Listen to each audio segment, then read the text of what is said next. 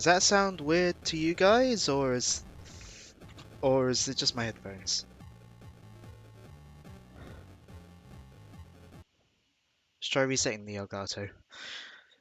I go away for a week, and all the tech problems happen. I swear.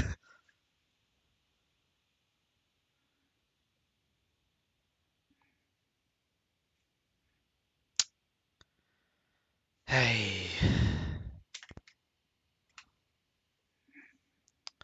Let's try unplugging and replugging.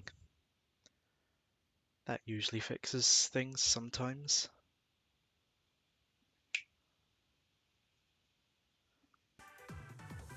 There we go. That sounds better.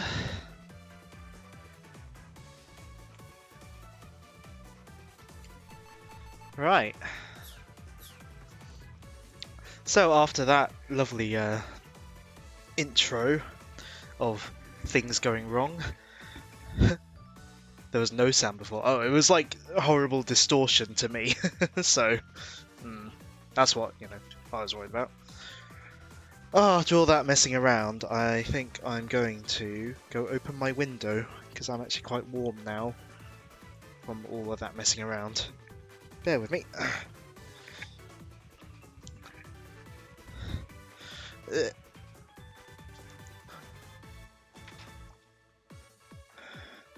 Maybe a tad distracted playing Drop People, but audio sounds good now. Yeah, I saw that you'd opened it on your Switch.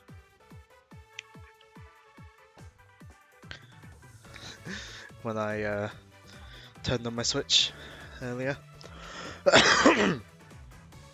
Right. So without further ado, Sonic Origins.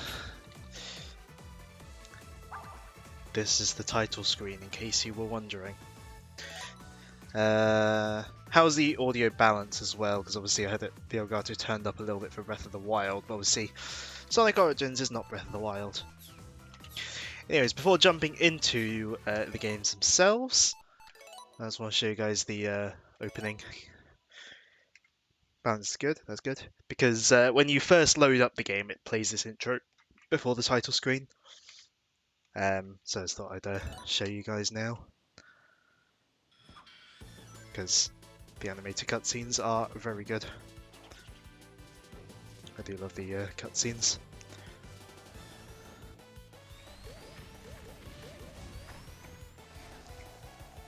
Like, they're just really well animated. The music that goes along with them is great as well. I believe T-Lopes did all the music, aka the Sonic Mania composer.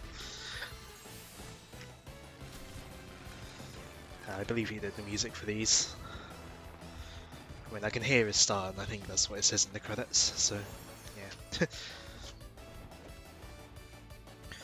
We saw a lot of this in like the trailer, like the trailers. You saw a lot of this specific cutscene, but it's nice seeing it in full.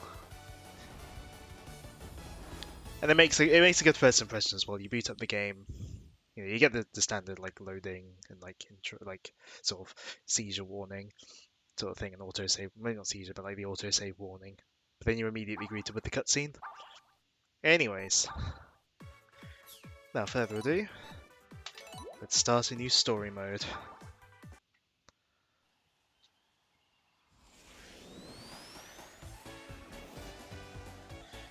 So we got Sonic 1's little intro cutscene. Yeah, I love all these cutscenes.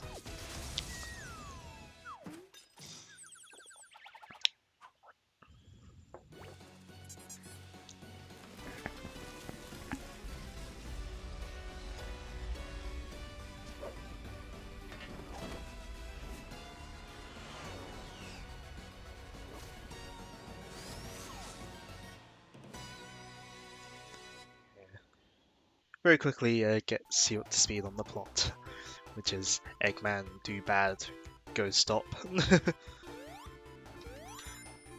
yeah, this is the Sonic Origins, all the retro engine remakes of Sonic 1, 2, CD, and 3, and Knuckles. Obviously, the ports of Sonic 1, 2, and CD have been out for many years. CDs has been out for over a decade at this point, but Obviously Sonic 3's port is new, and it is just really great to have the Sonic 1 and 2 ports finally on console. We do have the drop dash as well.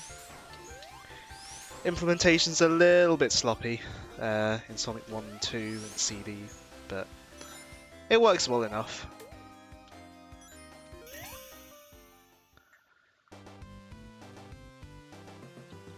Yeah, we got proper widescreen.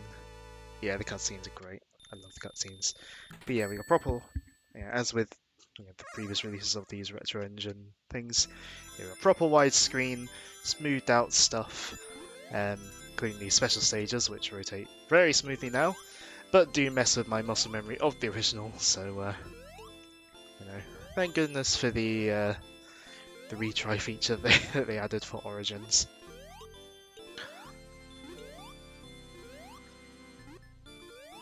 Of course, it's still the first special stage. But yeah, I mean, I could have been streaming these versions for a while now, like with the decompilations that have existed for Sonic 1 and 2 on PC for like, I think over a year now. But within the past year, obviously, I opted for, well, I streamed Sonic 1 and 2 before those came out, and when it came to Sonic 3, I opted for original hardware over Sonic 3 Air. But yeah, it's just great to have these finally on console, and officially on PC. Although, because of the fan-made stuff, I personally have little reason to grab Sonic Origins on PC. But, on Switch especially, it's a great prospect. Whoops. Let's grab some of those rings that I lost.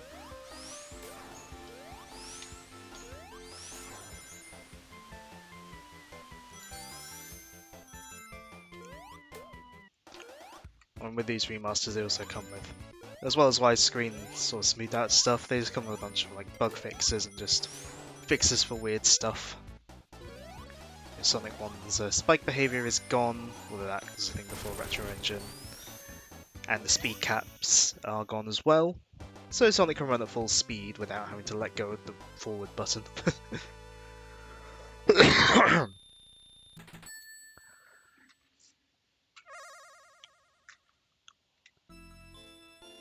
Yeah, in story mode, I don't know if not getting the emeralds and like good endings affects much stuff, like, because I guess spoilers, but the cutscenes kind of assume that you get the emeralds, at least to get the good endings, I think, at least in some of them.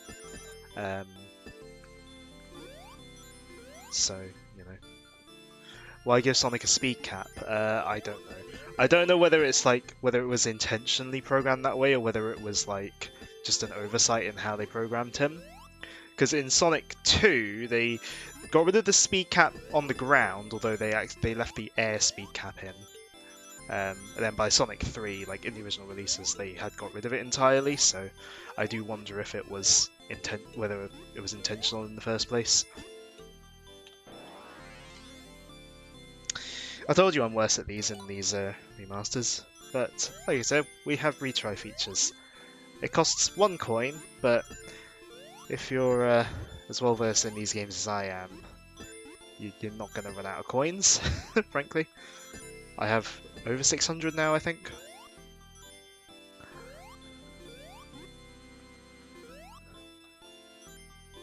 Which, I started off with 100 because Digital Deluxe and pre-ordering and stuff, but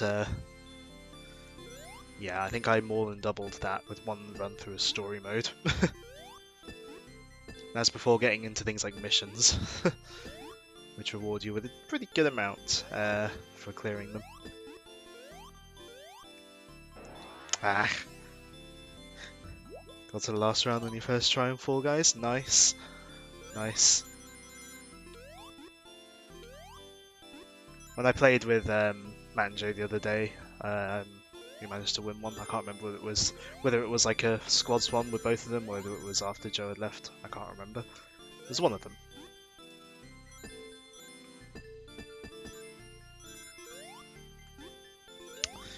Right, I'm in the Emerald Chamber now, just don't mess up. Yeah, because these rotate smoothly, they're probably technically easier because, you know, they probably fixed up the physics for these, but I'm so used to the specific the specific jank on the originals.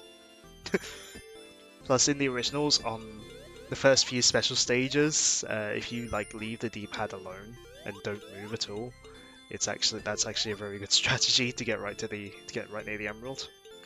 Doesn't work in these versions.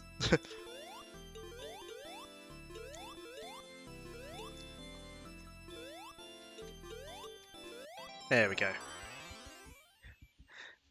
Yeah, I mean, I got free. I got Fall Guys before it was free to play, like a while ago in the Steam sale. I think I played it like all of once before it became free to play.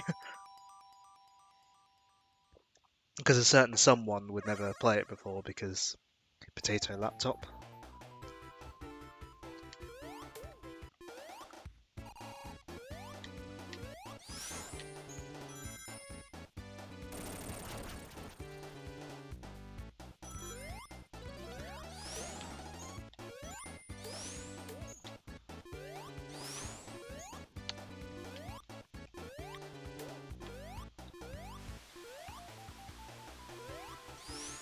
Of course, all the level design and secrets are all as they should be, of course.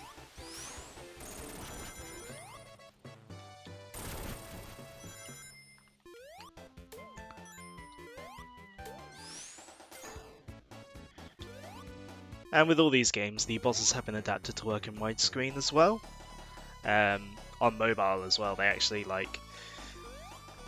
they alter based on the sort of aspect ratio of the device you're playing on. So if it's not quite widescreen, like if it's like between 4:3 and widescreen, it still goes to the proper width. And in widescreen, this boss I would say is harder because he moves more and moves faster.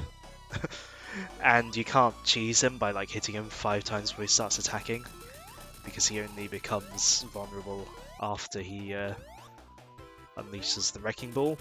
Whereas in the original, you can just hit him like 4 or 5 times before he even gets the Wrecking Ball out.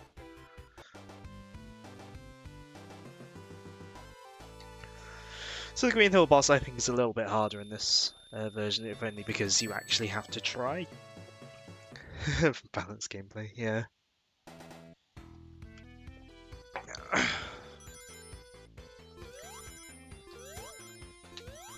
Also, this probably means nothing to you guys, but with Sonic 1 here, when they made the Retro Engine version, it's all based on the second revision of the game, so you got the extra layers of scrolling in the backgrounds and stuff. Probably doesn't mean much to you guys, but you know, it's of note, I suppose. Oh. Now you do want to be careful around crushing stuff in these versions though. In all the Retro Engine games, which includes Mania, crushing they're less lenient with crushing than in the original games because of how collision works with objects in the originals. Yeah, let's just say that in these versions it is easier to get crushed, but that's been the case since like 2013 when these first came out on mobile. Whoops. Good thing there's a shield just back here.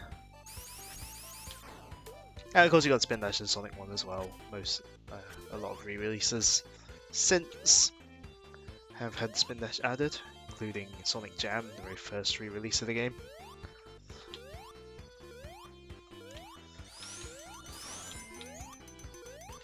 The colours look so different on my TV compared to my monitor. Wow. Oh, as I'm showing you know as well. Lives are eliminated in Anniversary mode, which is, you know, I don't mind the change. I like the live system, but in these games in particular, though, lives are kind of meaningless to me because I always, you know, have so many.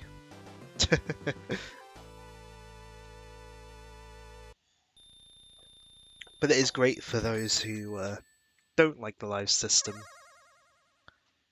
You know. I did that on purpose to demonstrate how annoying the special stage is and how glad I am you can retry them. I don't think you can retry them in classic mode though. But yeah, of course, story mode's based on anniversary mode because, you know, like, on one hand, I appreciate the classic mode for, you know, letting you play in 4x3 if you want, but also, when the option's there for widescreen, I don't know why you wouldn't pick it. Special stage 0% speedrun. Yeah, because with classic modes, those aren't emulated. Those are still running on the Retro Engine. So they've still got all the bells and whistles of the remasters. Although Sonic 1 still, you still have the spin dash enabled in classic mode for some reason, and the speed caps are also like not innate, like are also like still disabled. So if you want the true classic Sonic 1 experience in this collection, you have to go into Sonic 1's level select and toggle off those features. Widescreen is yes screen. Yeah. Like, the cool thing about the Retro Engine versions as well, they're like on the phone, they are like fully like they're like fairly adaptive to whatever aspect ratio. So if your phone has like a wider than 16:9 aspect ratio, like most modern flagship phones do, then it will fill out the whole screen, which is really nice. You know, like it just looks nice, sort of filled out like that. Plus, just kind of surreal.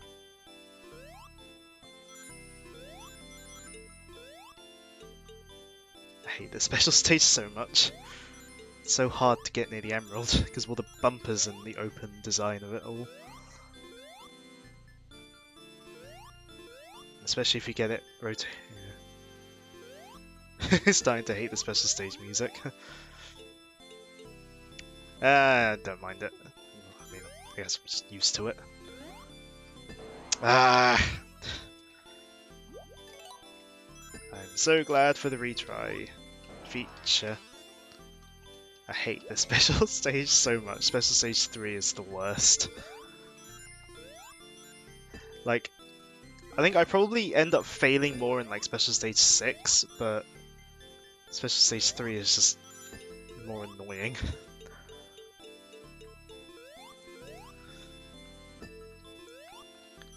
Again, there's just bumpers and R blocks in just the wrong place.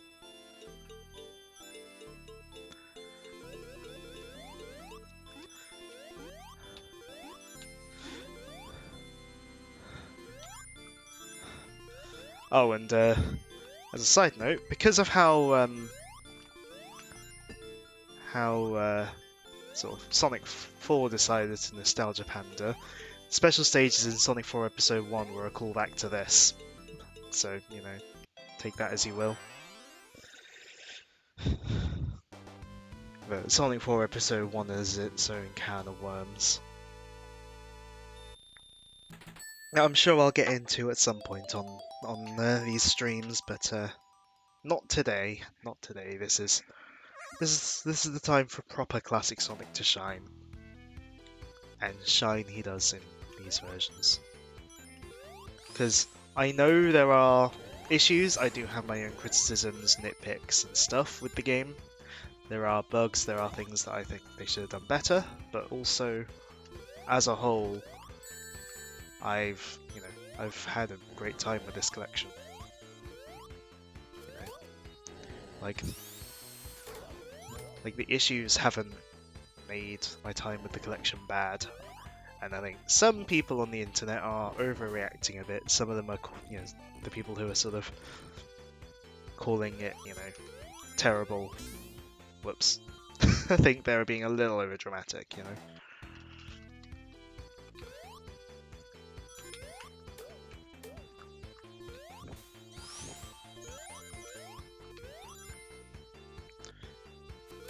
I was like, that death is kind of on me though, because I know those spikes, you know, rise up like that. And you're not going to be sort of going fast like that unless you're a seasoned player anyway. Like in that section. You're only going to be going that fast in that section if you... Whoops. You know, if you know what you're doing. Yeah, but also I think with Sonic Origins, it's like, you know, they're comparing it to like I feel like people are sort of, you know, yes, it has bugs. Yes, the music situation for Sonic 3 isn't the best, but also, you know, does that mean, you know, this is, you know, on the likes of Sonic Genesis on GBA or even Sonic Colors Ultimate? I wouldn't say so. Most of the Sonic zones you recognize are Sonic 2 and 3 ones. Yeah, outside of Green Hill, there aren't a huge ton of, I mean, okay, to Sonic fandom, I guess Sonic 1 levels are, you know, iconic, but yeah, Marble Zone is not the most beloved stage in the world.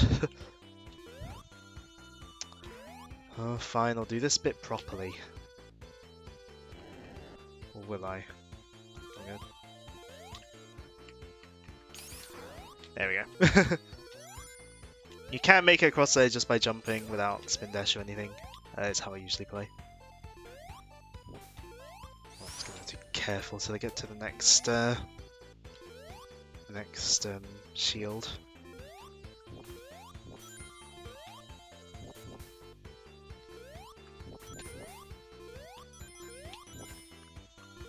Ah! I don't know if there are going to be enough rings in the rest of this level in order to get the special stage. May have to get it in Spring Yard. Not in Spring Yard, may have to... Oh no. May have to get them as late as Labyrinth. Ugh.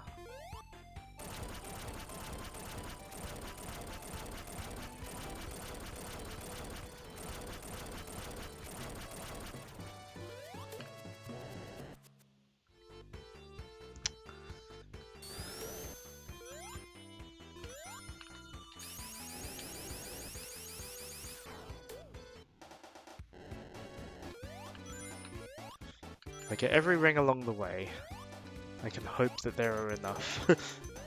I don't know if there will be enough.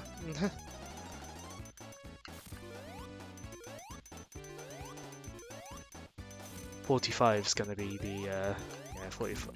Whoops.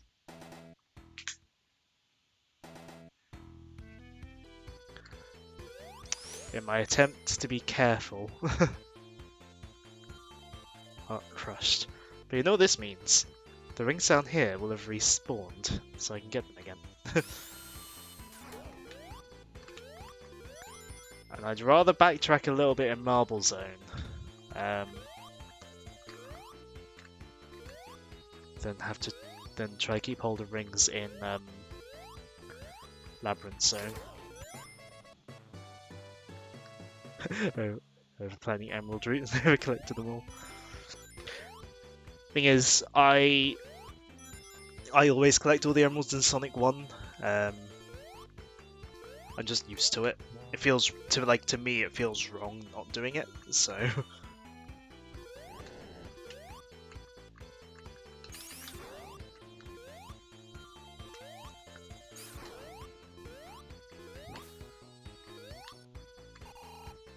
yeah, trust me when I say trying to get emeralds if you're in the Labyrinth Zone is a pain. I mean, I could wait till Starlight Zone if I miss one in Marble, but yeah.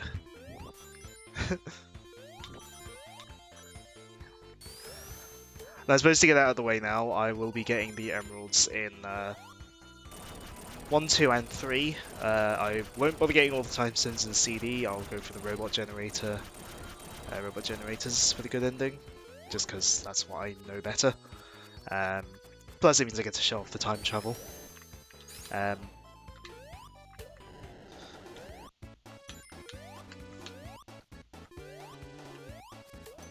Yeah, I still prefer the non-Chaos Emeralds ending in Sonic 2, but for the sake of this stream, I want to show off the special stages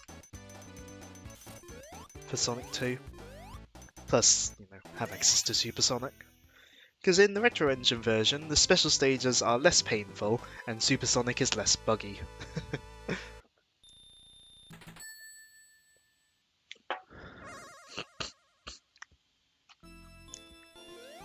Yeah, Special Stage 4 much less obnoxious than Special Stage 3. Special stages 4 and 5 kind of just operate on being a long linear path with occasional bits that try to dump you in goal blocks. So they're much less annoying than the open area of Special Stage 3. I mean, they can still be annoying with the R blocks, but I would say they're less annoying overall.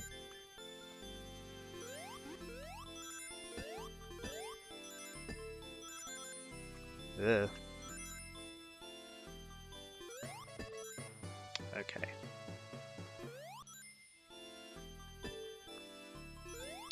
Come on. In. There we go. No, not in there. Ugh.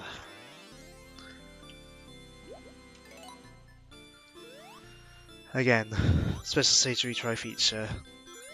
Unironically, probably one of my favourite features in Origins. Like, because Sonic 1 Special Stages, you only had 10 chances to get the 6 emeralds. Which kinda sucks. You know?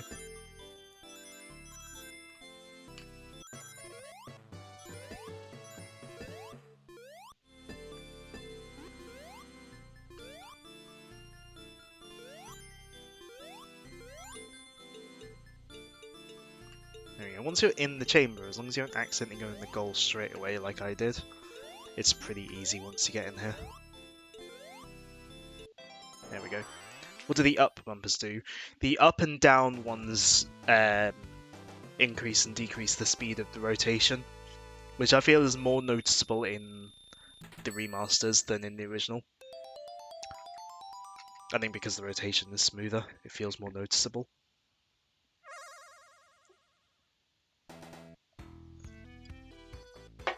Right, Act 3. No special stage, so I don't have to worry much about getting hit. So, I won't be able to show it off here, but maybe in future I can stream it as Tails or Knuckles. Up here, up this wall, obviously in the original version, there's just nothing. Well, you might be able to take a shortcut if you cheat your way up there, but in this version, Taxman and Stealth, they added a whole new path for Tails and Knuckles up here. You can also go up there if you're playing as Sonic and Tails, although bizarrely in Sonic Origins you have to use the cheat menu to play as Sonic and Tails, even though in the mobile version you can just choose them. I don't know what's up with that. Especially weird considering in Origins you can play as Knuckles and Tails, like straight up in Sonic 2. So I don't know why they hide the ability to play as Sonic and Tails in this. Like you have to use Sonic 1's cheat menu to do it. But in story mode, you're just playing as just Sonic in Sonic 1. And then Sonic and Tails in 2 and 3. And there was never any option for Tails following Sonic in CD. So that doesn't really matter too much.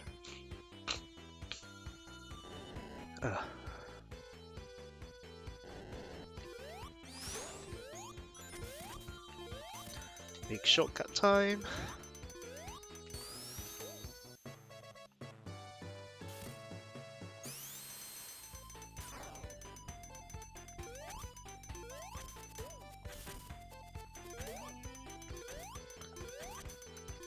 Ah. Like I said, doesn't matter about rings, it's a boss level. Can't get into a special stage anyway. Also, when I was playing mirror mode the other day, this section here felt a lot more difficult, even though it should just be the same but pressing left instead of right.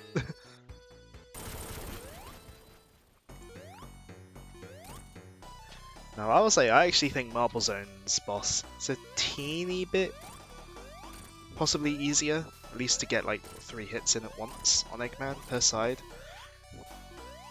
Like in the original, if you got in 3 hits per side, you were kind of sacrificing getting that 3rd hit in on the other side.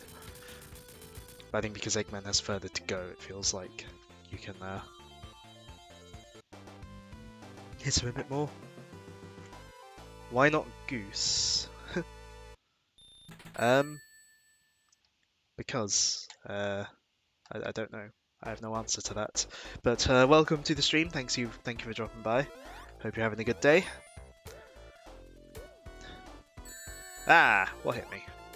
Probably the crab meat fired the projectile. Ah well.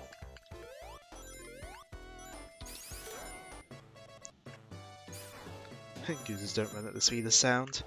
I mean, if you mod a goose into a Sonic game. Anyway, skipping slow part of the level, because I can. Pigeons are better. Pigeons don't hiss at you. Also, I lost that shield, like, instantly. Slightly annoyed about that, but hey. We take a mostly hazard-free route through this level anyway. Mostly. Because we tend to stick on the top path. As you should, as you know.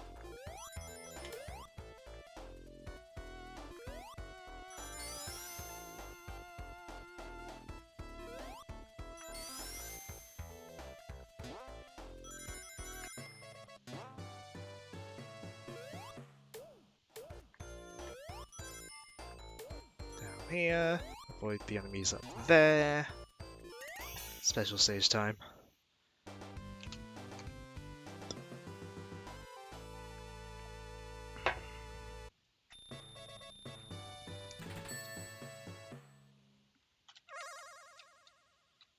Special stage 5. Very similar to special stage 4. Linear path. Annoying, like R blocks placed slightly annoyingly, but you know. Again, rather that than how special stage 3 is laid out. Plus a lot of up blocks. They really want to try and make you get the rotation faster as you go through this. A couple of opportunities to slow it back down, but you know, a lot of these blocks on the way are up ones. No, in here please, Sonic. There we go.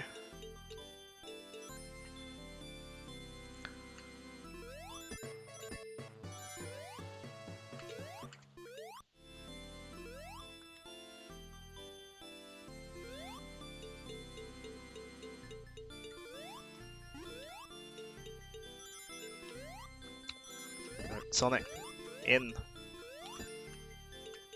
Stop bouncing away from it.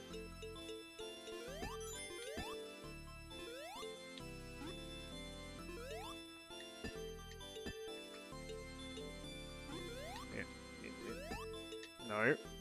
Get the emerald. The emerald. It's right there. What was that?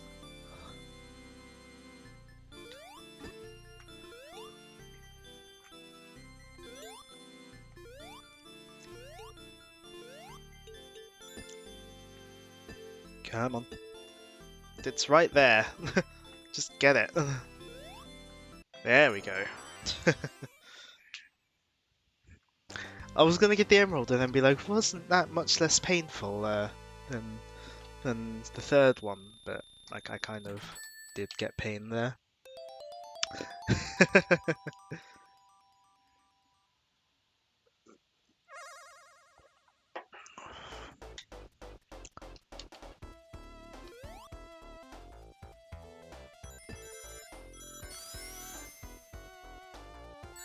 Ow.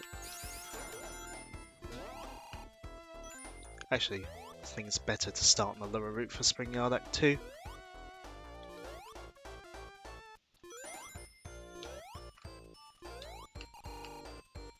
BRB needs to sort cat out. Fair enough, fair enough.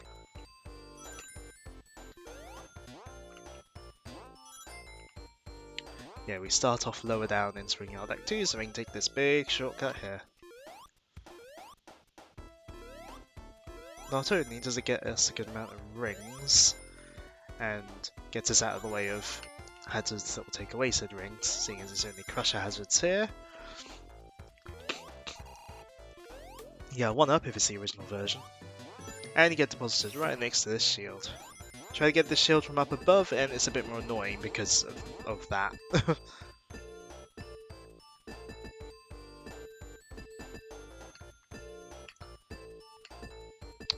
There we go. But yeah, shields are like your best friends when it comes to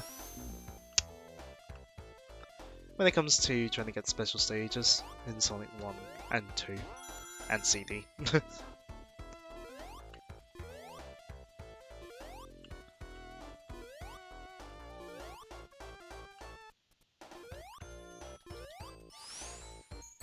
No!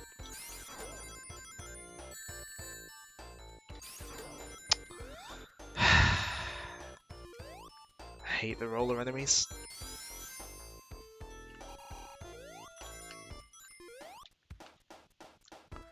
Right, we're not completely...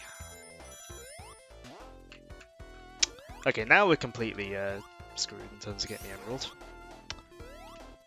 If we got the top route, we would have been fine. Guess I'm trying to get an emerald in Labyrinth Zone then. Or Starlight.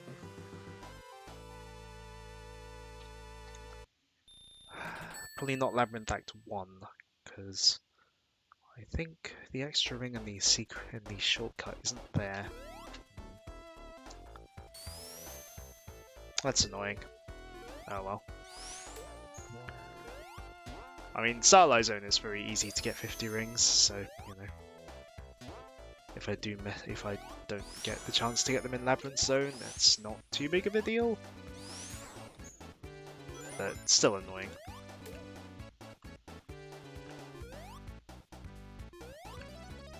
Also, everyone calls Spring Yard Zone a faster paced level, like one of the faster paced levels in Sonic 1, and I just don't get it because of those. Also, I guess, quote-unquote fun fact, I've probably mentioned it before, but my AFK screen, the background here is from the Sonic 1 prototype, what Spring Yard Zone looked like in development, back when it was called Sparkling Zone. That's quote-unquote interesting, right?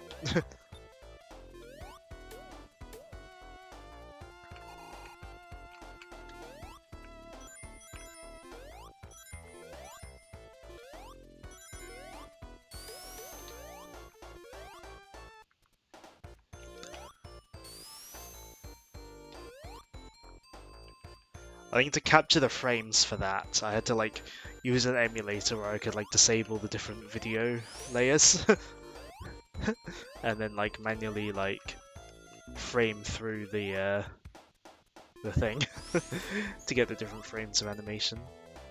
I say animation, it's technically palette cycling, but you know, same difference.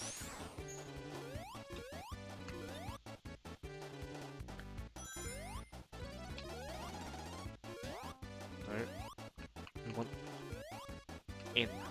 Yeah, because shortcut and shield.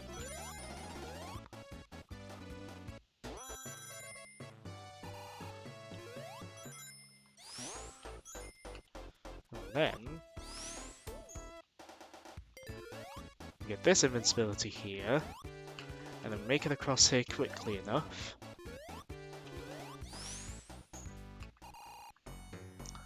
We get invincibility for the boss.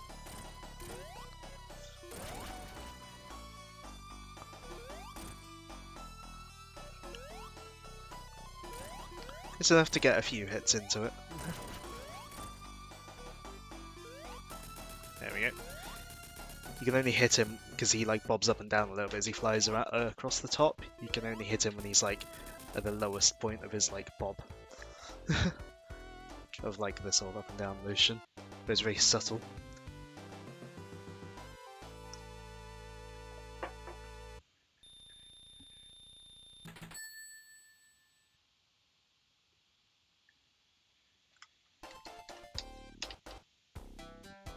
Right, let's well, see if I can even get 50 rings by taking the shortcut. I don't think it's possible, because I think they removed the extra ring for some reason. But we'll see. Because I'm not gonna not take the shortcut, because it's a big shortcut.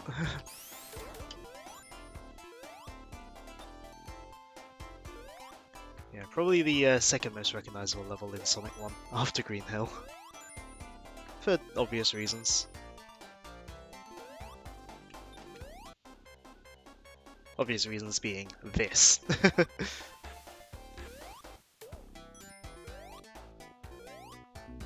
Oi, why didn't you come out of the ground like you're meant to?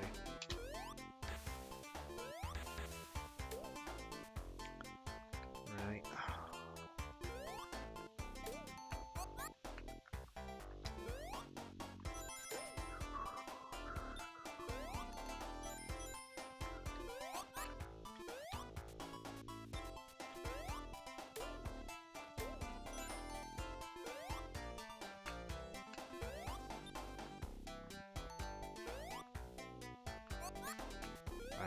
So yeah, to get to the shortcut that I'm mentioning, you take this platform up and get up here, and then you don't normally get hit by those spikes.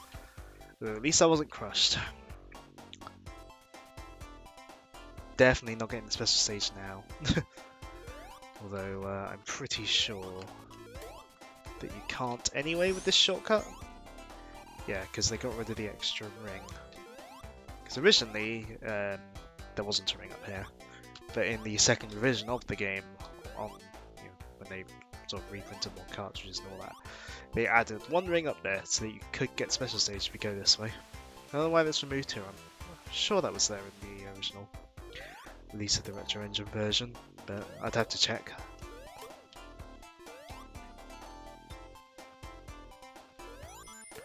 Looks like we're looking to Act 2 or maybe even Starlight Zone for our last Emerald then. Oh. The music's gone. I think because the drowning music started and stopped at the wrong time. Oh well. By the end of the level, doesn't matter too much.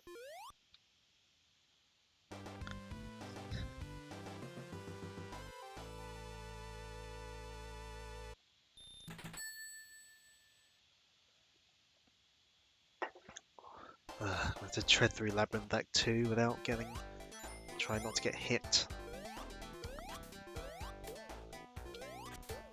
Doing Labyrinth Zone and trying not to get hit is not the most fun thing in the world, although Act 2, yeah, I'd say is more bearable in that regard than Act 1 because you get a lot of invincibility monitors here. So you can take care of some of these annoying enemies and sections. So I do wonder if it's going to be... I'm going to be able to... Whoops. Get enough rings if I do that. The music drowned. I suppose it did, in a way. Although there's quite a few rings here, so maybe I'll be able to get enough if I go this way. Or if I get all these rings here.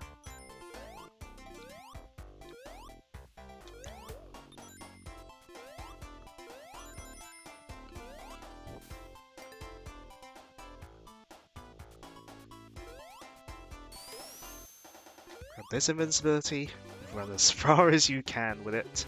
It is very helpful.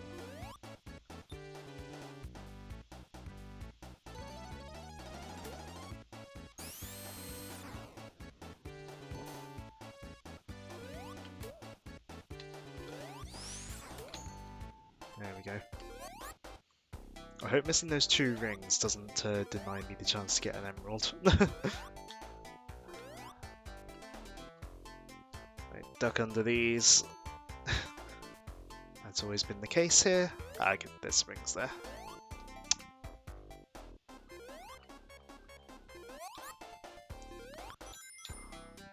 We're near the end now, at least. At least I've got enough to get into the special stage, and there's no more hazards that can realistically get me.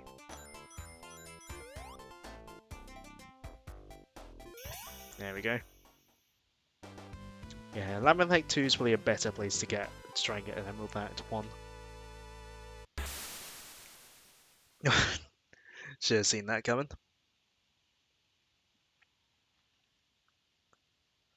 But yeah, Special Stage 6. Very tiny compared to the others. You start right near the Emerald, although don't let that, don't get your guard down. It's deceptively easy to get flung into the goal.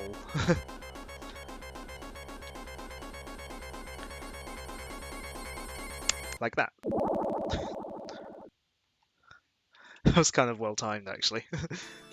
Yeah, deceptively easy to get sent to the goal in this one, despite how small it is. It's kind of similar to Special Stage 3, but I think less annoying if more difficult.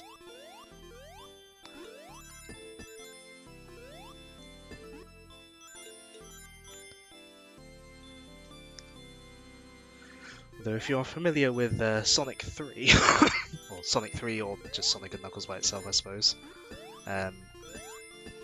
But you know I always mean the whole game when I say Sonic 3. You'll be familiar with this layout, but I guess I can touch on that when I get to Sonic 3 and Knuckles, which won't be today, frankly.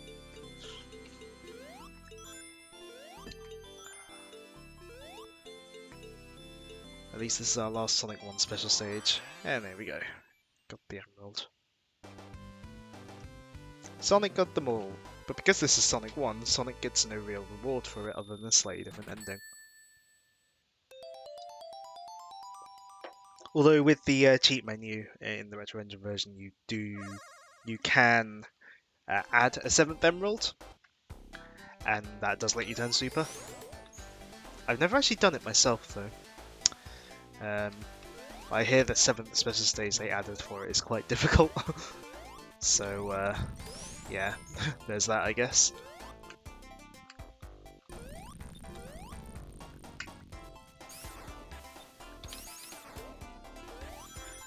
The thing is, with Sonic 1, I think part of the reason I've never bothered with that is because with Sonic 1, like, to get this, the earliest you'd be able to get the 7th Emerald would be, like, what, Labyrinth Act 1, that'd be the earliest you could get it. You know, by that point by the time you've done finished Labyrinth Act 1, you've technically got less than half the game to go. And apart from Starlight Zone, you're not really going to be able to make much use of Supersonic. Also, this route is a huge shortcut. It cuts out a lot of the difficult platforming sections of Labyrinth Act 3, so you're welcome.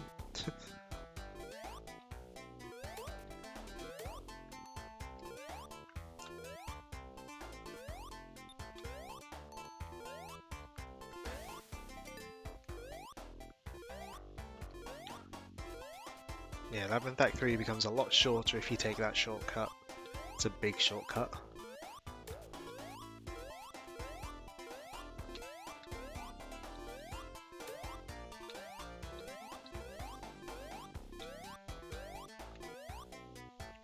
Although, speaking of difficult, this boss, probably one of the most difficult in the game, I would say.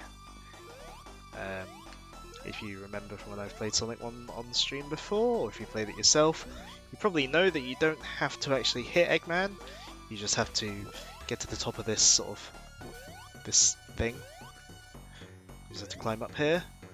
But that is easier said than done a lot of the time.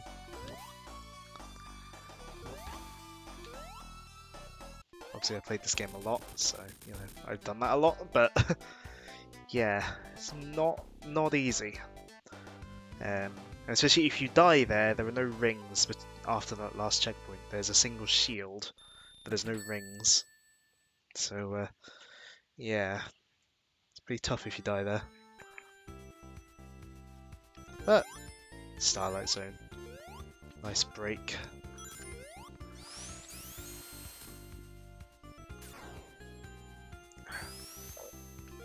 A lot of people's favourite zone in the game, and I don't blame them. Starlight Zone is nice. It's probably my second favourite level after Green Hill. Yeah, Green Hill's my favourite.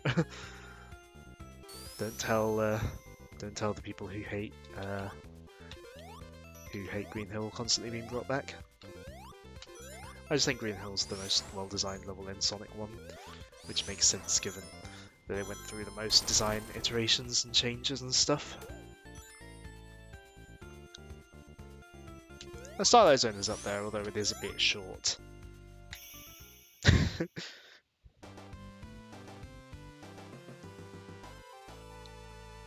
It's a bit short, and the difficulty is a bit like lopsided in this game. So you go from Labyrinth, which is pretty difficult, to Starlight, which is pretty easy, to Scrap Rain, which is very difficult.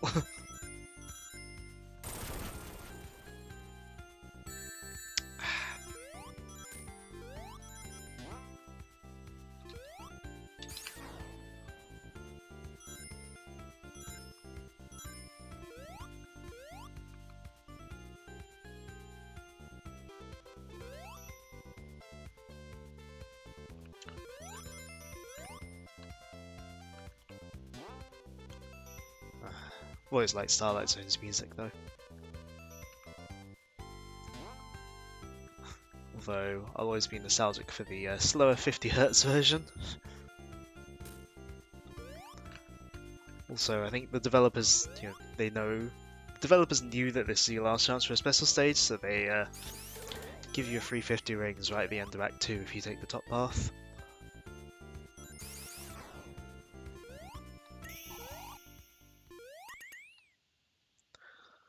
Also, those 100-point markers at the goalposts of every level, they actually give you 100 points now instead of 10. That was a bug in the original. Or a programming error, I suppose. A programming error in the original where they only gave you 10 points for some reason. They must have just missed a 0 when programming or something.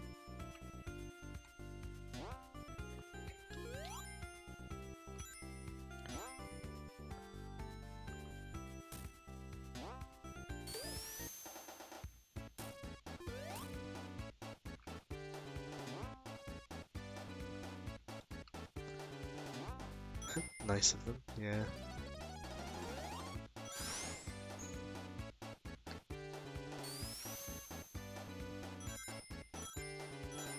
According to the Windows 10 calendar app, my BT Internet account settings are out of date. Do I look like I care?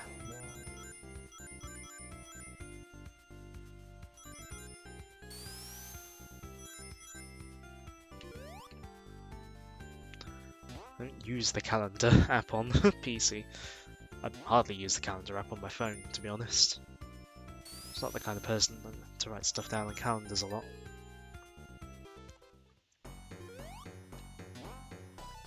Whoops.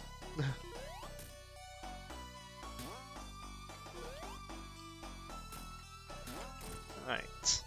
Starlight boss, you got two ways of hurting him. Either fling the spike balls back at him, or let the spike balls fling you into the air up to him.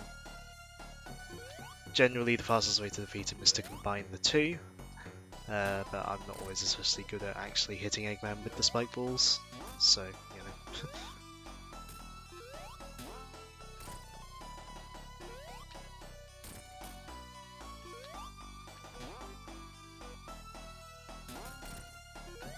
Ah! Wasn't expecting you to throw one down there.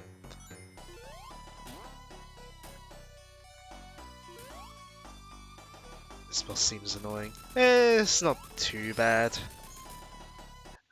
Although one of the missions in mission mode is this boss, but there's no floor, it's just bottomless pits. That was well, actually it wasn't that annoying, but it was a little bit. I think I only died. I think I only failed to it once though, because I just ran into it not knowing that there would be a bottomless pit.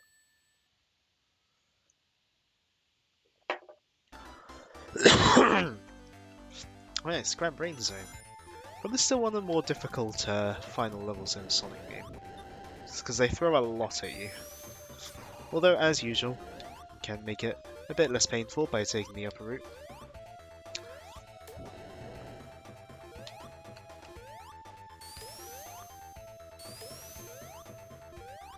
Although they don't necessarily make it ultra easy to get up here and stay up here.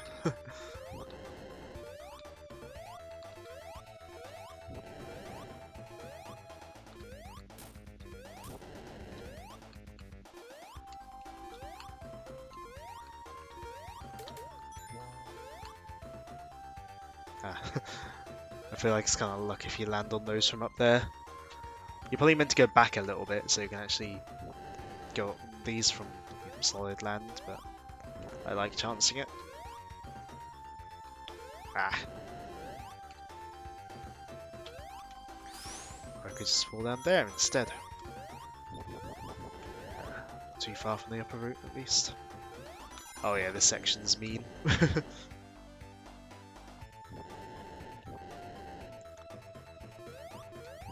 Ah. Yeah, that's mean, that section.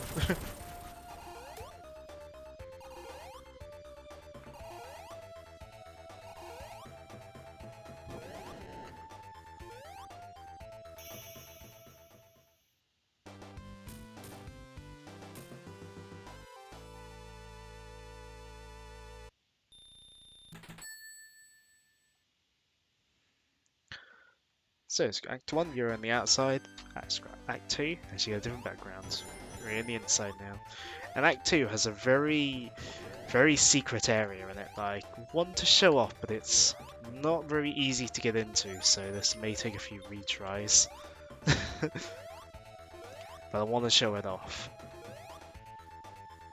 But it's not easy to get into because you have to get to a specific part of the level while holding on to 50 rings.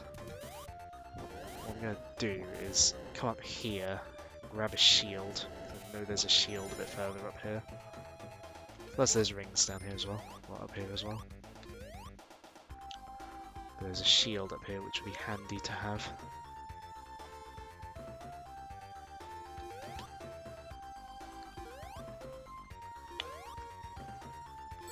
Ah! Okay. Yeah, if you get hit, you might not have enough rings, so you may as well restart. Which you can do with no penalty in this version, which is good.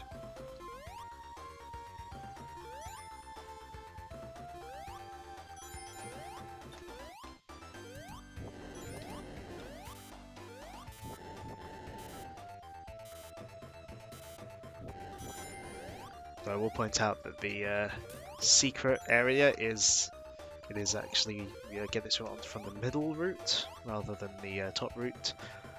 But like I said, there's a shield up here. I want that shield. It'll come in handy, I reckon.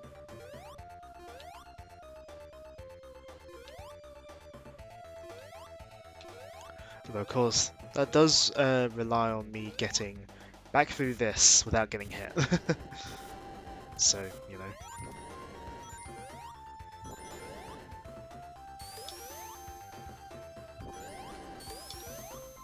So you go through this middle, you go through the middle path here.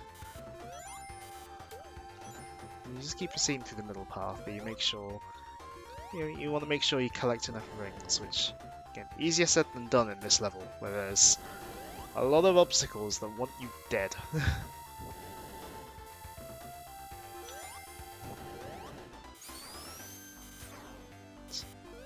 So you go through those two transport tubes and you get to this section here.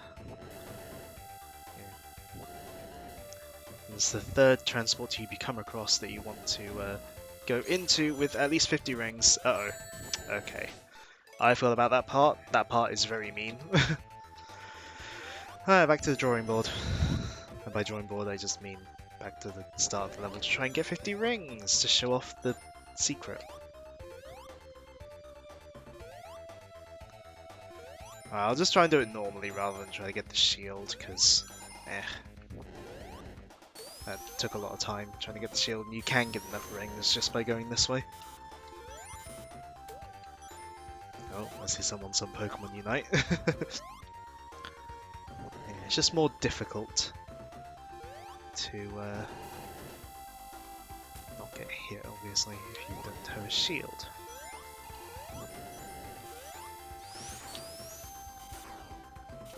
Right.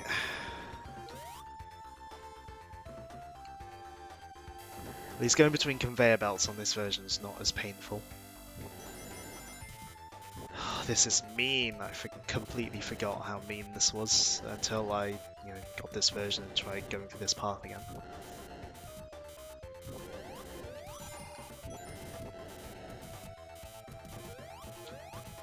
Right, you get to this tube with 50 rings. No, this was in the original. This was in the original. At least I don't know how long it took to be found out. I think it took a very long time for it to be found out. But yeah, you get to this tube, and then instead of going forwards from there, you get brought up here, which is an upper path that I think skips some bits, but I'm not sure. But the main thing is it rewards you with a lot of rings. Oops.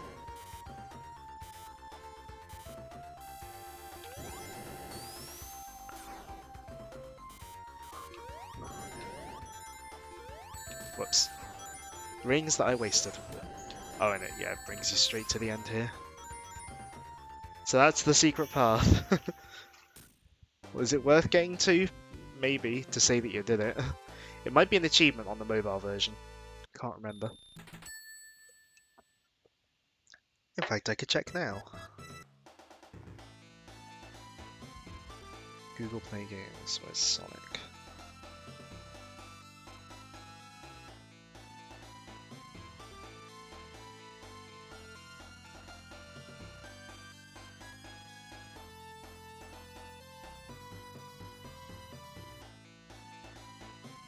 Sonic the Hedgehog achievements.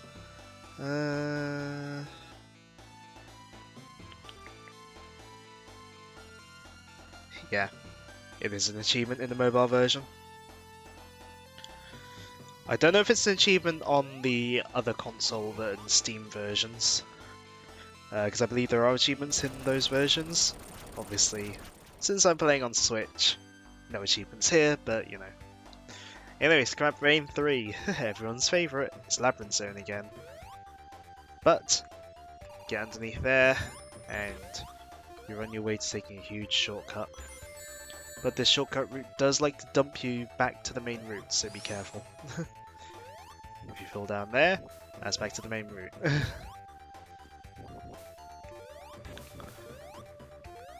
you fall down here, back to the main route. And the main route can be pretty mean. I've got a clip on my Switch. Just to show you guys, I've got a clip on here. It's very mean.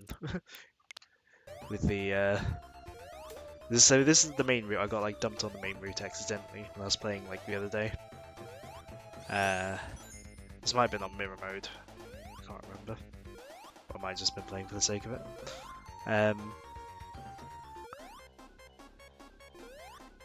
There's a long gap between this bubble here, which is where I just got to. Oh yeah, this is mirror mode. But yeah, the game said no to me. I jumped for that bubble. No, don't delete it. I jumped for that bubble, but I was too late apparently. Anyways.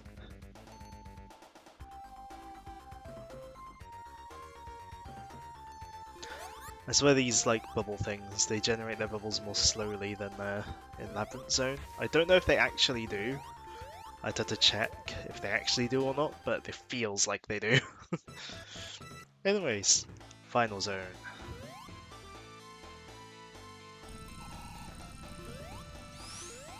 Which is made much easier with a spin dash.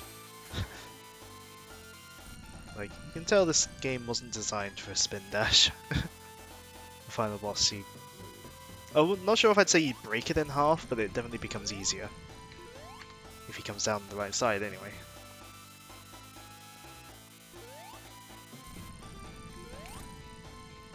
Yeah, because there are certain bits where it's hard to hit him in the original if you're like on the wrong side. But with the spin dash, you can very easily hit him. Of course, that's not the original game's fault. It wasn't designed with the spin dash in mind. It's just something that happens if you add the spin dash back in. Well, not back in, but if you add the spin dash in. Which again, they have been doing since the 90s with Sonic Jam.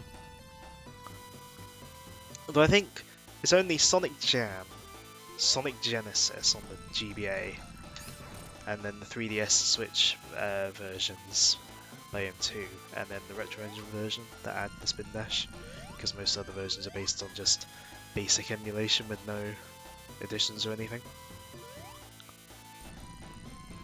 Whereas the 3DS and Switch versions by M2 for the 3D Classics and Sega Ages, they are based on emulation, but they also do have additions like the Spin Dash, which is nice. And the Sega Ages version of Sonic 1 and 2 also include the Drop Dash, although similarly slightly shoddy implementation, although in a different way to this, I feel, slightly. But that is Sonic 1 done. We're a quarter of the way through story mode if we're just counting a number of games. In terms of actual game time, probably less than a quarter because Sonic 3 is longer than 1, 2 or CD.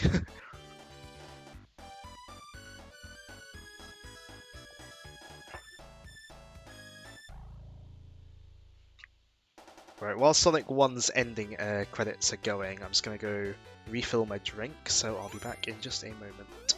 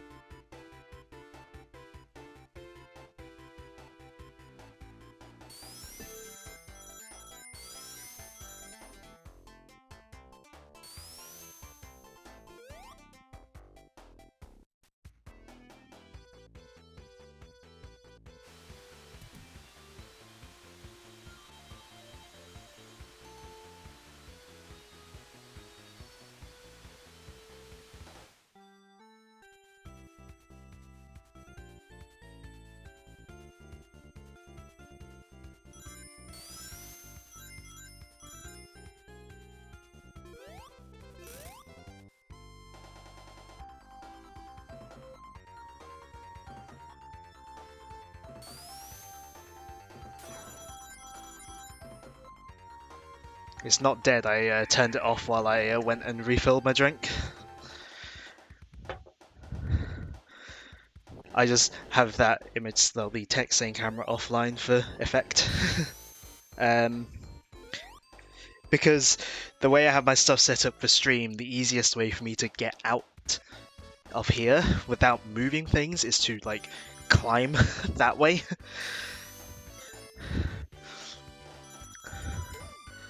Like proper like get up and climb. So I tend to turn off the camera if I'm doing that. Oh. Yeah, that's the Sonic 1 portion of the game done. So as we get another nice little cutscene.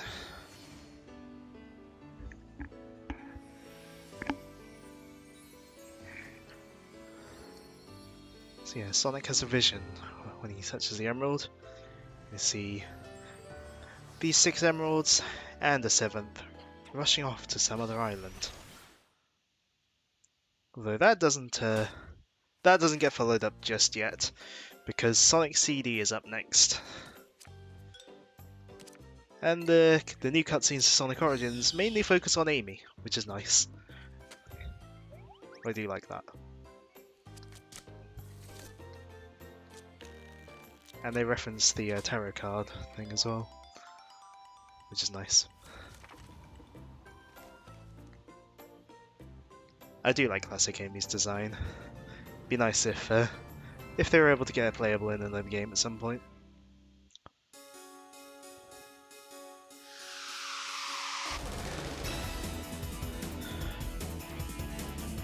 Alright, I'm going to turn it down a little bit. The audio mixing is a bit awkward.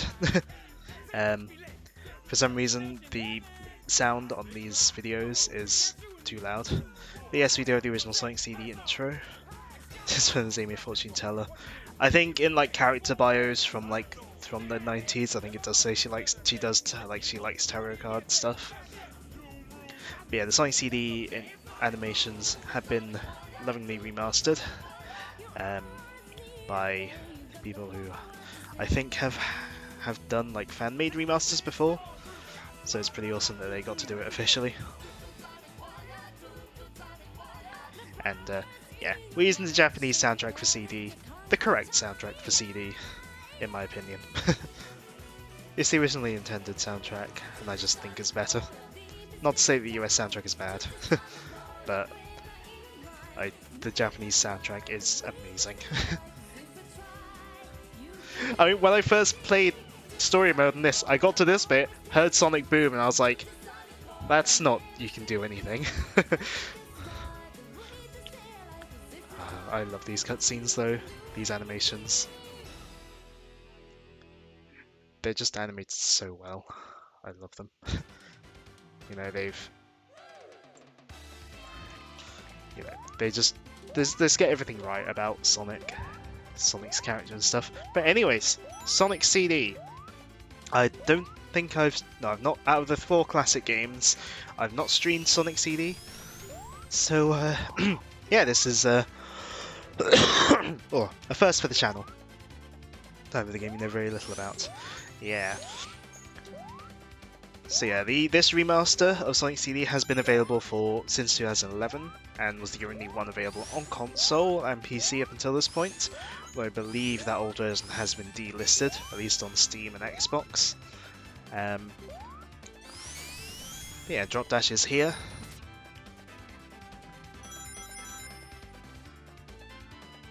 So your only exposure to CD was references in Mania. So yeah, CD has a very different level design philosophy to the other games. It's a lot more explorative, which feeds into the time travel system. So you go past a past or future post, and then maintain speed for a long enough time. Not like that. Stupid platform. Oh well, there are other opportunities to time travel. So, Sonic CD, as I've said before, there are 2 ways to get the good ending. You either get all the time stones, which I won't be doing because I suck at those special stages, plus I want to get the robot generators, yeah, or you get the robot generators, which involves time travel. So, generally the easiest way to time travel is to find a specific area in the level where you can do something like this. So you can maintain speed in a nice little contained area where you're not going to get interrupted. So once you're in the past, you want to then go find the robot generators. Now obviously I've played the game enough to the point where I know where they all are, so that's not too much of an issue for me. But actually finding them is not the easiest thing in the world. I personally recommend just looking it up. But once you've destroyed the robot generator, that makes a good feature for that level. Do this in every single act, and yeah, you're good to go. So, when I say about making a good future, it's not just in terms of the sort of sense of, oh, you made it good, like, you know, oh, you did a good job, you know. You literally, when you go to the future, it is literally good, because there are bad and good future versions of all the levels. I won't do this for every level, but I want to show off the good feature at least, you know, at least a couple times for the main levels. So let me just go find a future post, which I believe there was one around here. Yeah. But yeah, with the different time zones, you do get to experience different visuals, different music, which is nice. Yeah, which is one of the selling points. Because yeah, if you travel to the future straight away without going to the past and destroying the robot generator, you travel to the bad future where everything's all messed up. But destroy the robot generator, and you can go to the good future where everything is nice. There's no enemies because you destroyed the means of them being made. And nature and technology exist in harmony. Like classic Sonic has always kind of had an environment, like in a sort of nature versus scientist kind of nature versus science kind of theme. Or maybe not science, but sort of nature versus technology kind of theme. And Sonic CD definitely sort of sells it the most. The good futures are like utopian, sort of like, you know.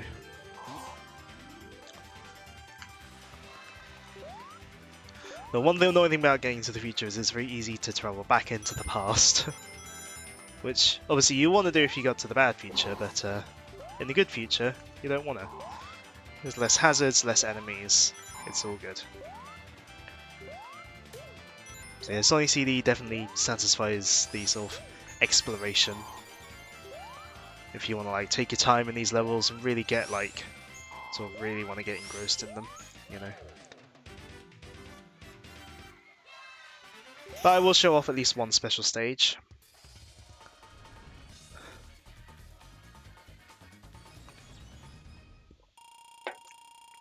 But yeah, Sonic made a good feature in Zone 1. So the special stages. You know Mario Kart? Yeah. The Mega CD could do sprite and background and sort of could do sprite scaling. So of course they made the special stages to show off the sprite scaling capabilities of the Mega CD.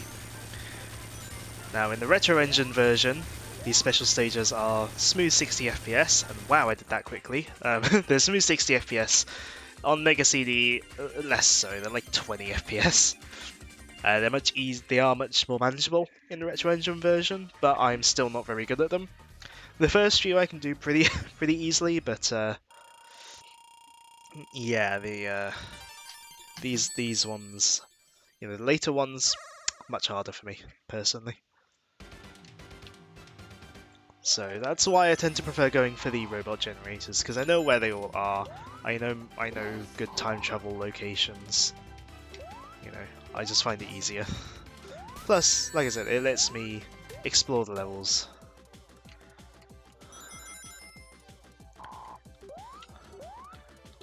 I know that to some, the time travel mechanic is a bit awkward, and yeah, it can be. There are various mods and stuff that attempt to make the time travel mechanic sort of easier, more deliberate and stuff, but at the end of the day, I think if you know a good place to time travel, it's not too painful, but some levels are easier to time travel in than others, I will say that. There's a reason that I really don't like Wacky Workbench as a level.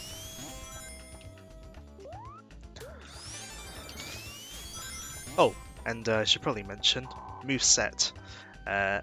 Sonic CD is the game to introduce the Super Peel Out. Press up and jump, instead of down and jump. And Sonic CD also does have a spin dash, but in the original version, it is, well, it's this. If you let go too early, Sonic can't actually go anywhere. Oh, yeah. Oh, they must have changed it slightly in this version. In the remaster, you can choose for the standard style spin dash, which does control better, but at the same time, if I'm playing Sonic CD, I want the awkward bad spin dash. That's just how I like to play. Plus with CD, for the most part, I'm using the Super Peel Out and then rolling immediately anyway if I want to build up speed like that. So, you know.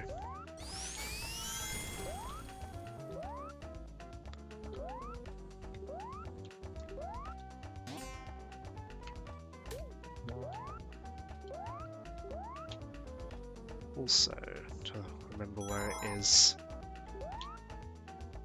Ah, yes, there's another activity you can do in the past. In every level, as well as the robot generator, there's also these Metal Sonic hologram projectors that you can destroy, and then animals will like jump around the stage. It doesn't do much, it doesn't do anything. I think you can get an achievement for it in the 2011 release, but it doesn't affect progression, so I never bother. Difference between Super Peel Out and Spin Dash: Super Peel Out, you run. Spin Dash, you roll. Theoretically, with the Super Peel Out, if you don't roll, you can keep the speed for longer, because you're not rolling, but, you know. This game does have the air speed cap, which is a bit annoying.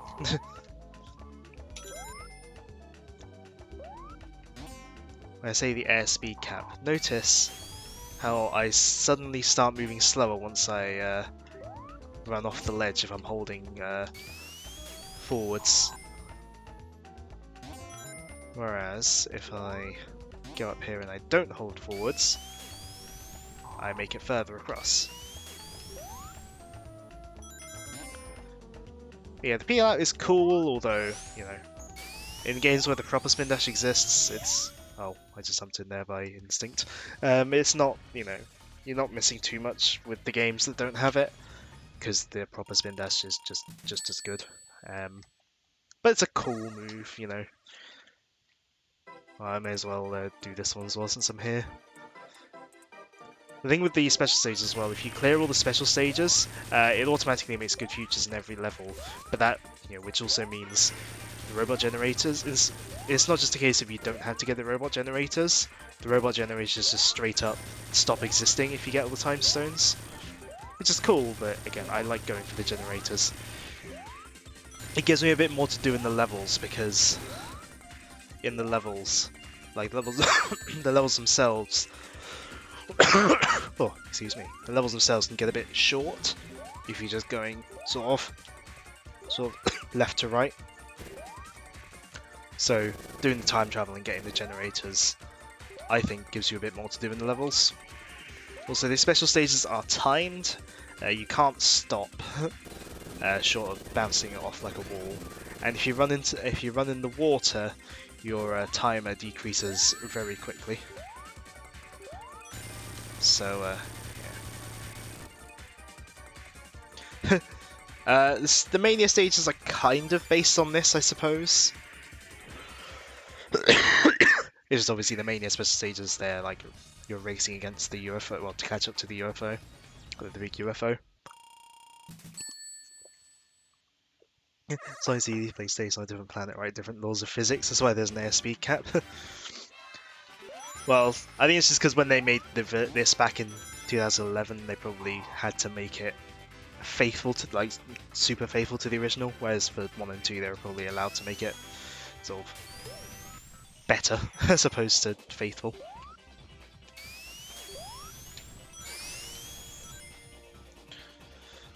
But yeah, just like Sonic 1, you can get invincibility and take it to the first boss, which is bright pink in the good feature. And is very easy to defeat no matter the time period. Because with the boss levels, Act 3, or the boss levels, they always take place in the future. So if you've got a good feature in both Acts 1 and 2, then it's good feature when you do the boss. If you didn't get a good feature though, it is bad feature in the boss level. It doesn't really affect anything with the boss itself. But yeah, it's a good measure of like knowing that you've got the good features as you go along. Now, Collision Chaos, be careful when you play this level, because if you just walk forwards, that happens to you. So yeah, be careful. I don't know why they designed it like that. Like, that's really not very nice. I didn't show it off, but in Palm Tree Panic Act 1 you can see Amy, and she will, like, hug you. But this is where we see, Amy gets kidnapped by Metal Sonic. And the American and European manuals try to insinuate that she gets kidnapped before you go on Little Planet, so I don't know what's up with that. But yeah.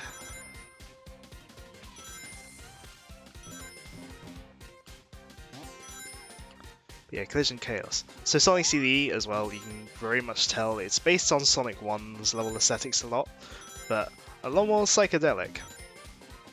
The common joke is that the developers were on some sort of psychedelic drugs when they made CD.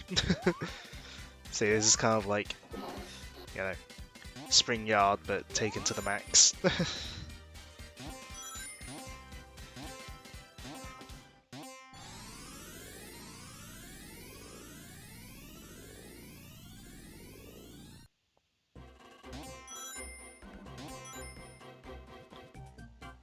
Oh. Yeah, robot generator for this one is right here. So that's why I like time travel there.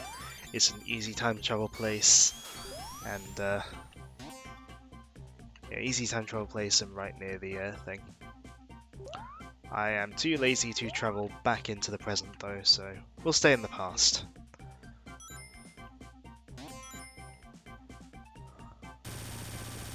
There's a future post right here. We can travel then. Only because it's right there though. I wouldn't have sort of seeked one. I wouldn't have bothered seeking one out. But it was right there, so why not?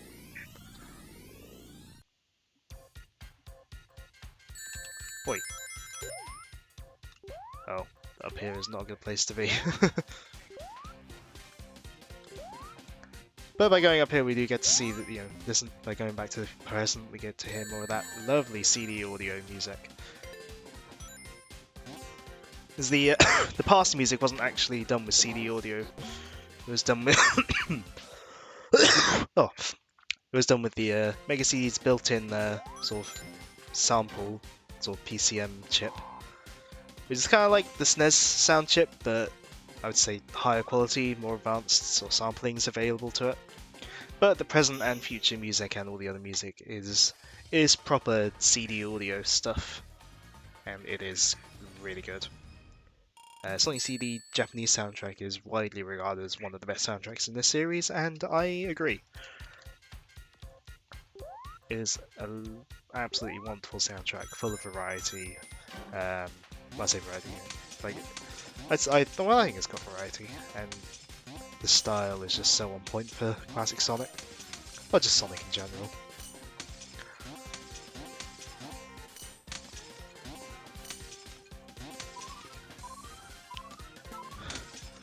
Like after stream, I might like share some of it in Discord or something, just because it's really good, and I want an excuse to share it.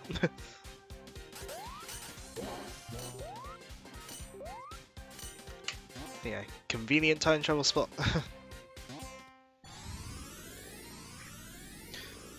So oh.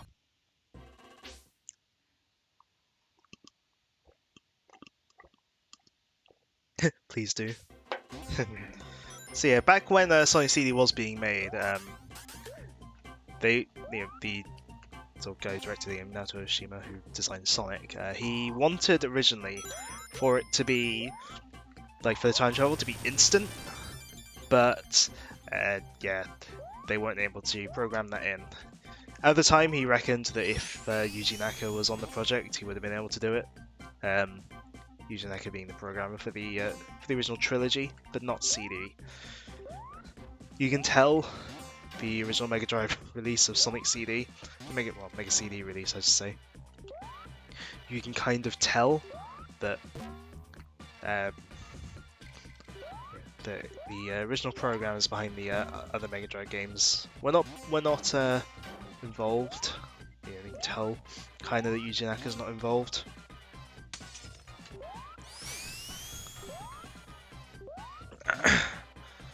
Yeah, the original Mega CD release is the most prone to slowdown out of all of the 16-bit Sonic games. Oh.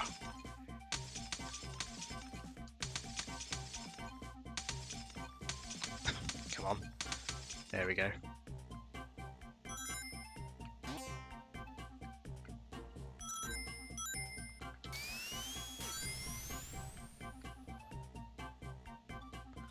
But yeah, they'll see the Retro Engine remake, obviously not prone to such slowdown.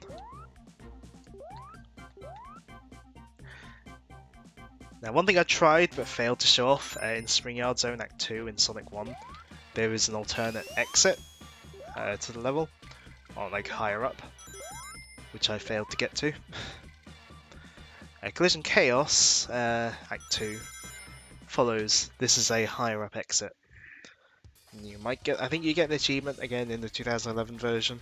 I can't remember. It's been a while since I've properly actually played it on like PS3 or Steam, because, well, I don't get on the PS3 a lot nowadays, and if I'm playing it on PC, I'm playing it through the Family Decompilations. Now, this is the boss that is the first boss to show that Sonic CD's bosses are more gimmick focused than actual fights. Because in most classic Sonic bosses, they take 8 hits to kill, no matter, well, pretty much no matter what. Sonic CDs can often only take a few hits to kill, but the challenge is actually getting to them or getting able to hit them. This boss, I always joke that this boss is always over in either 30 seconds or 30 minutes. Once you're up here though, you're pretty much usually you're home free, but I bounced off weirdly.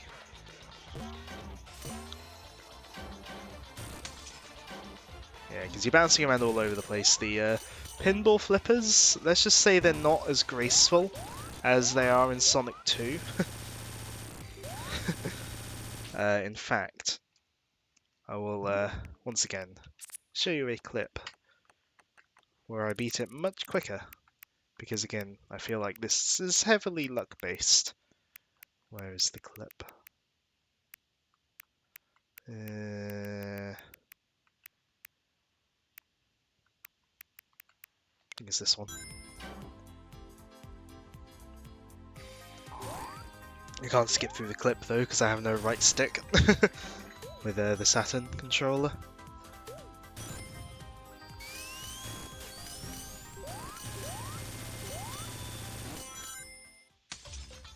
But yeah, I got very lucky in this one.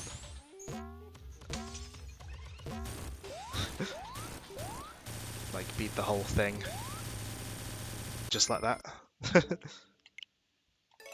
Anyways, if I keep going out to show clips like that, I'll never get through the games.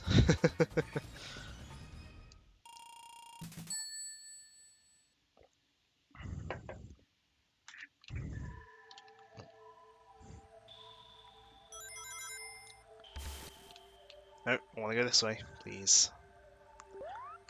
So yeah, if Collision Chaos was like upgraded Spring Yard, you can probably already guess what level in Sonic 1 titled Tempest is based on. But the music though, the music. I absolutely love Title Tempest's music, especially the present music.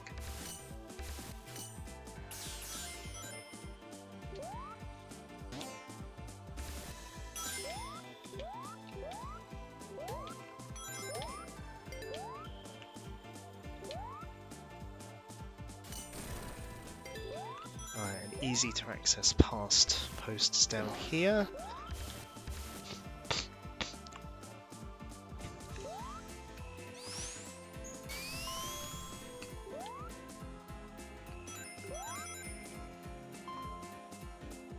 And an easy to access time travel area is here. It's like Labyrinth Zone with less owls. Kinda, yeah.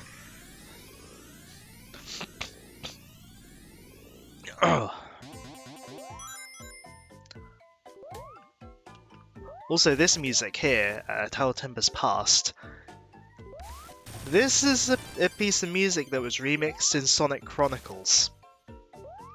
It being Sonic Chronicles music should be enough to let you know how that worked out.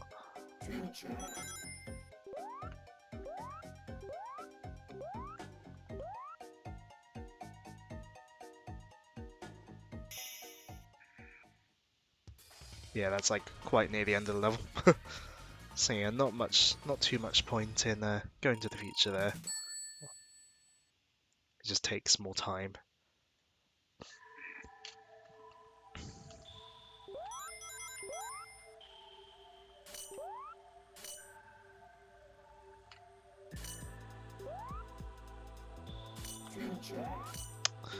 Don't want to go in there.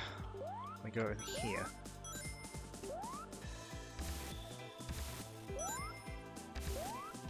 Ah! I never actually made it up to that post before. Nice. Glad that was captured on video. Ooh, we want to go up here. So what you mean is they made it better?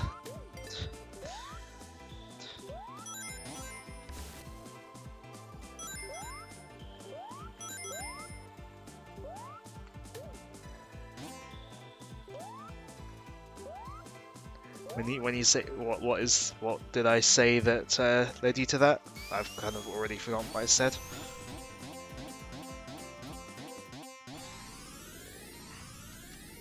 But yeah, that's probably one of the easiest places to try and travel into the past, although it is a bit of a pain to get up there.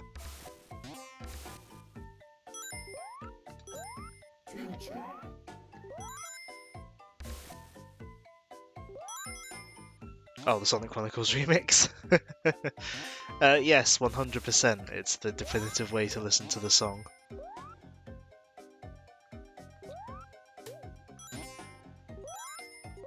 Anyways, Robot Generator is up here.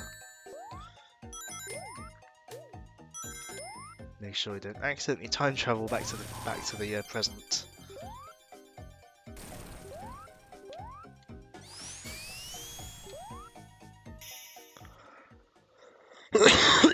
Ugh.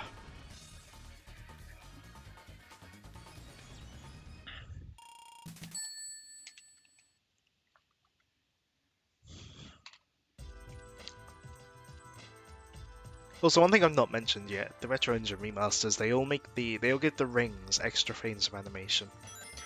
So they rotate extra smoothly. Which I've just always appreciated. It's just a little thing, but I don't know. It's nice.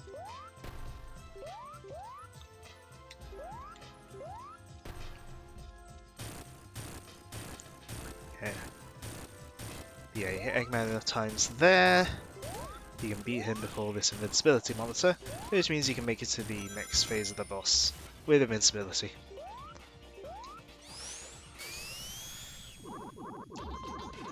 So, gimmick for this boss, Eggman's covered himself in a shield of bubbles.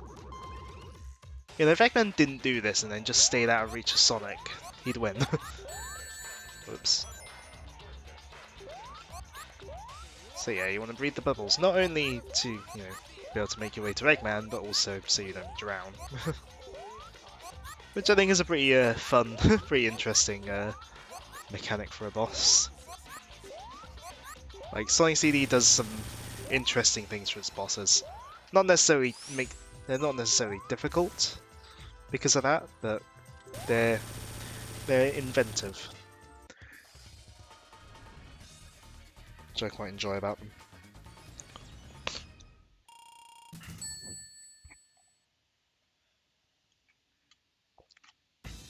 Quartz Quadrant.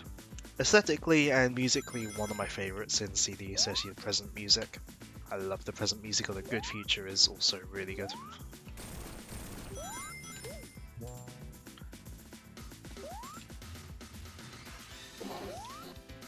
Now, time travel is pretty easy here, because you can just do this.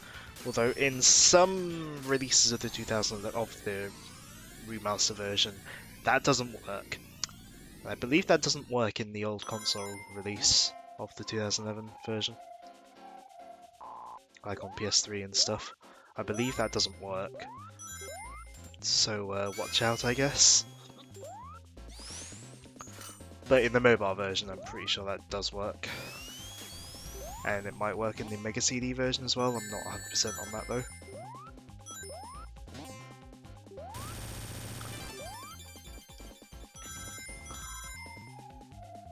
But yeah, because I'm too lazy to travel back into the present. Yeah. I guess also just staying in one time zone and just going to the end is a good way to show that the levels are pretty short in this game, really.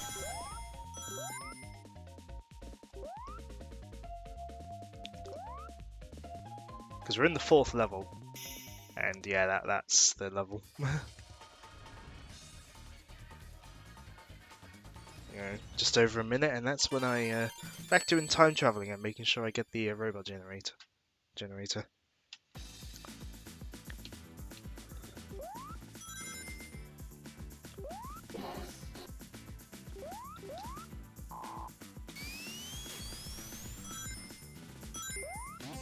Ah, didn't quite make it there.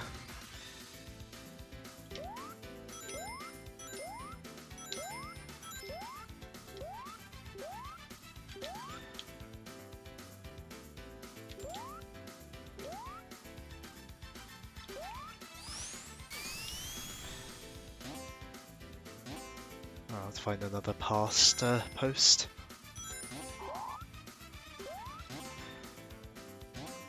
I feel like with time traveling in that part, it is always a bit hit or miss as to whether you can actually make it.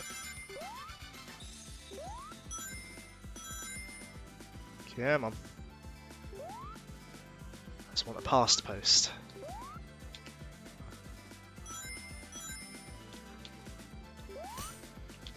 That's a future one. Although we'll grab it in case just so I don't accidentally enable it later.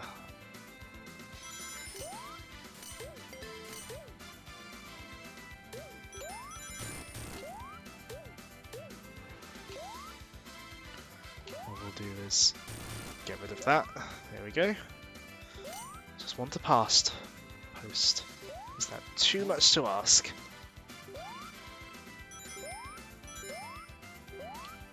It's the one annoying thing about time traveling. If you can't find the time travel post that you want, it can get a bit annoying.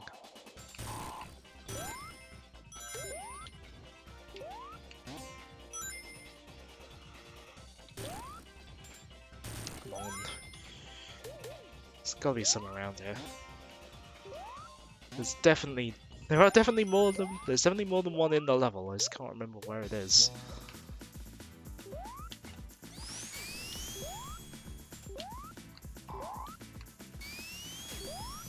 That's a future one.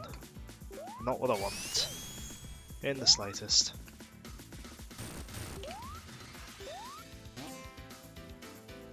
Ah, there's a past one.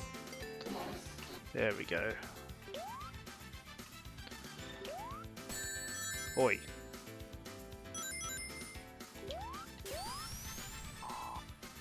Right. What I'm gonna want is a nice long stretch where I can run uninterrupted. There we go.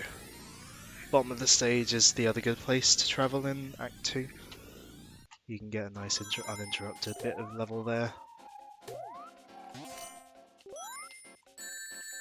And then getting the robot generator is as easy as jumping in here.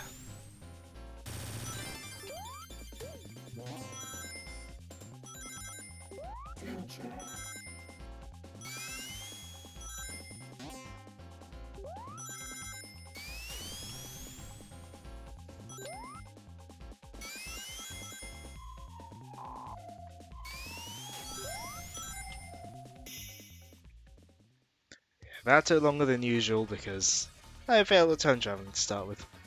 Oh well.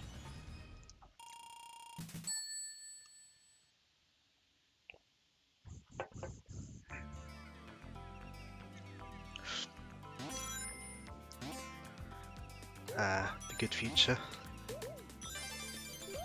The good feature in Quartz Quadrant is another beautiful piece of music.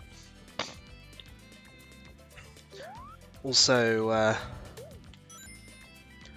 Quartz Quadrant, at least Act 3, at least in the good future, there are exactly 100 rings, which I always like to grab them all for some reason. So bear with me as I do just that.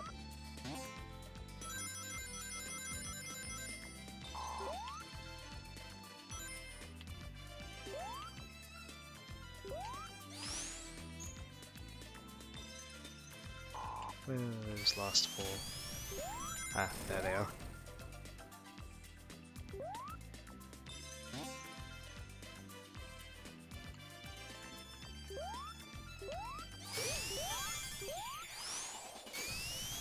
And of course, always do that last, so you can get the invincibility.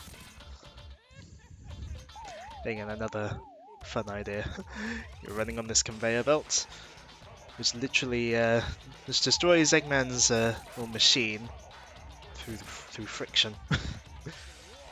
Through the friction generated. Ah, no, bad. Ah. I'm not normally this bad, I'm honest. See, that's what you're meant to do.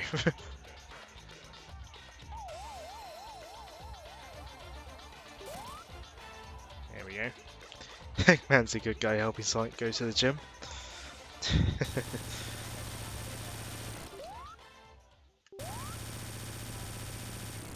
But that's Quartz Quadrant down.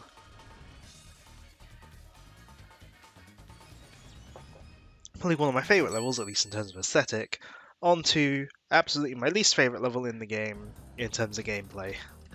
Welcome to Wacky Workbench.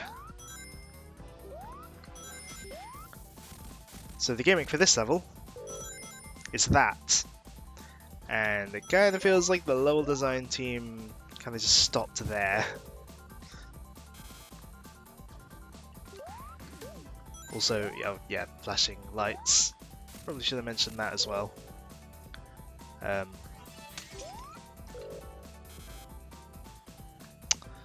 Time traveling in Wacky Workbench, especially Act 1, can be a pain. Luckily there is a very specific area here where it is fairly easy to do so. Get into here, and you time travel pretty easily. Outside of that though, I don't really know many good time travels places in Wacky Workbench Act 1, so yeah.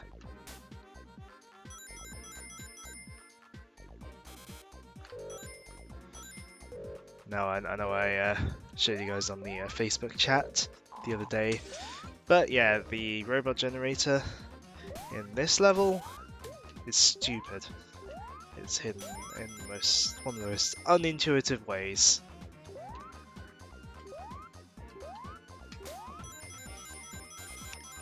Do like these sprites though, for Sonic, because, you know, you look at this, looks like a crusher hazard, so, you know, you'd think you'd want to avoid it, but no, it does that. Unintuitive. Like, I never managed to get this robot generator until I looked it up. You know, like I had to look up where it was, like, because I could see where it was physically, but I had to look up how to get there because, you know, how are you going to know to do that?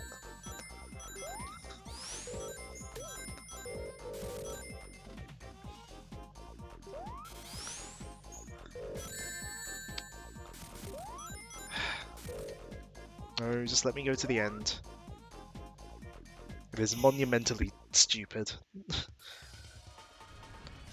Like, yeah, some of the other robot generators are also hard to get to, but they're not, like, you have to go to very specific places, but at least you don't have to defy conventional platformer logic, you know?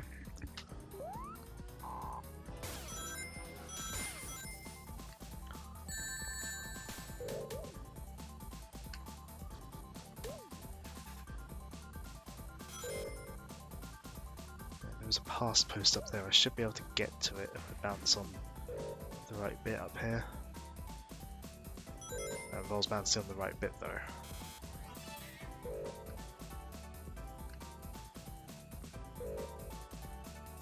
I'm sure there's a high up enough one to bounce on, I'm sure. Oi!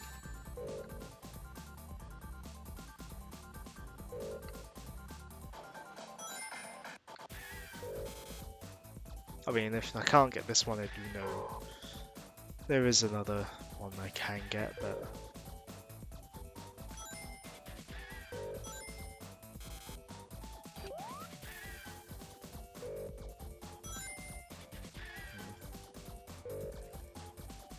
I'm sure there was like a higher up one here. Maybe I can't get to it from here. I guess I'll just go the way I normally go.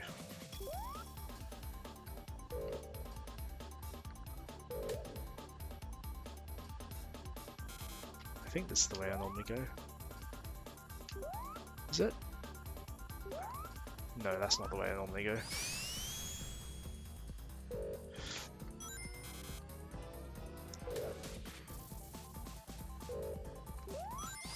Ah, no, this is the way I normally go.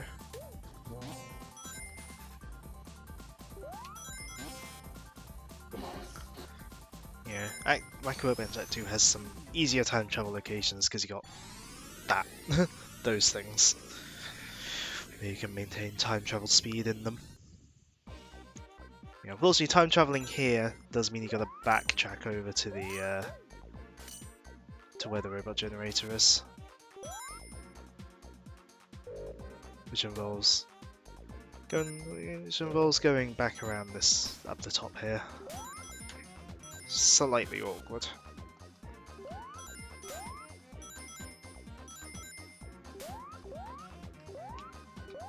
Because the river generator is right at the start of the level, pretty much.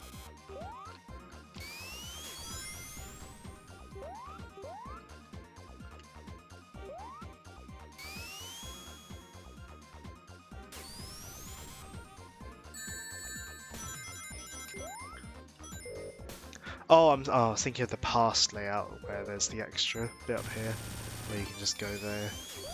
Right, okay. That's what I was thinking of. Okay.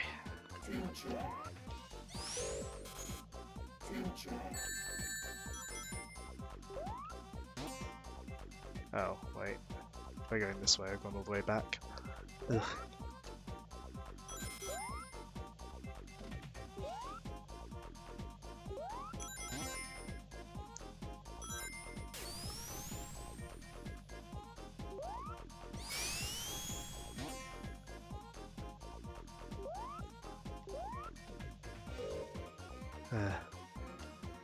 At least this is Act 2, so we're nearly done. No, forwards please, Sonic.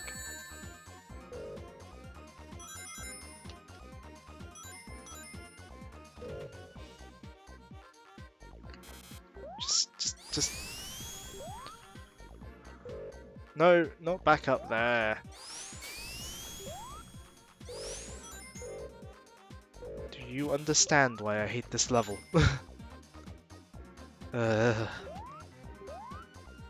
It's very hard to actually get where you want to go because of the bouncy floor.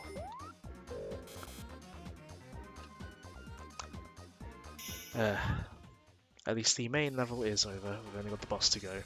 And the boss level's relatively painless.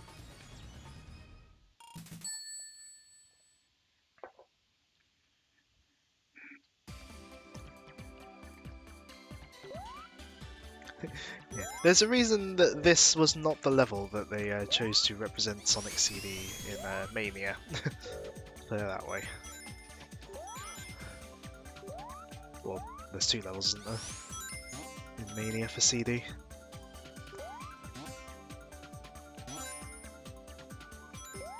Yes, there's a reason that this isn't one of the two levels they chose to represent CD in Mania, I suppose I should say.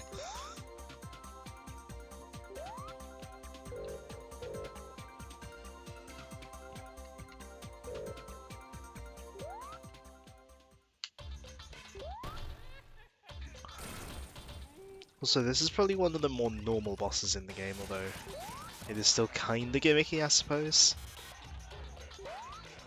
Oh, whoops. Well, once I missed that jump. You jump off the platform that you are on, so that you can, because it's being weighed down by you, so that you can reach the next level up.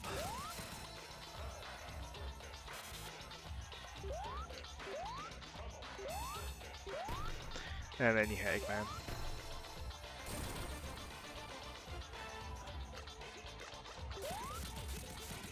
And then... yeah, one last time, for good measure. I'm just gonna go close my window because now I'm cold. I was warm earlier after I got messed around setting up stream, but now I am cold. So, let's close that window. And may as well shut the curtain as well. Now, of course, most people will probably recognise this level, Stardust Speedway. There's a reason it's always referenced in later Sonic games. It's a very good level.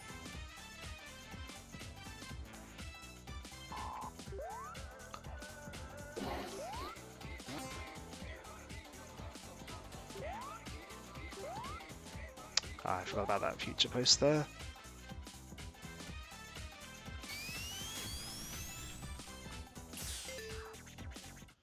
There we go. You know this one. Yep, And you will also recognize the past as well. Whoops. I guess that wasn't a good place to time travel.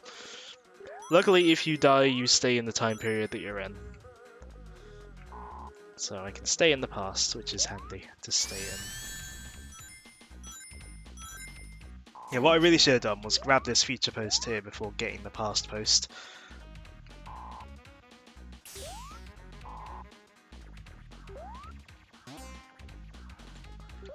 Blinked and I died. Yeah. Yeah, again, what I should have done was yeah, get that future post so that I could time travel more safely. Yeah, Act 1 of Stellar Speedway and Mania is based on the past, which is why you have that sort of travelling to the future transition between Acts 1 and 2 in Mania.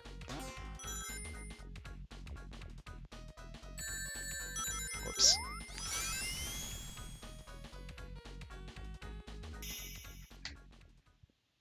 Oh wow, that was less than a minute.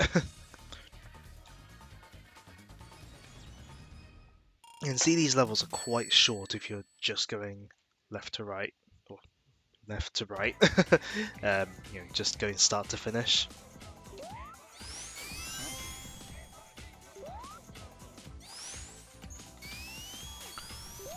Thankfully, Act 2 has a much safer time travel place.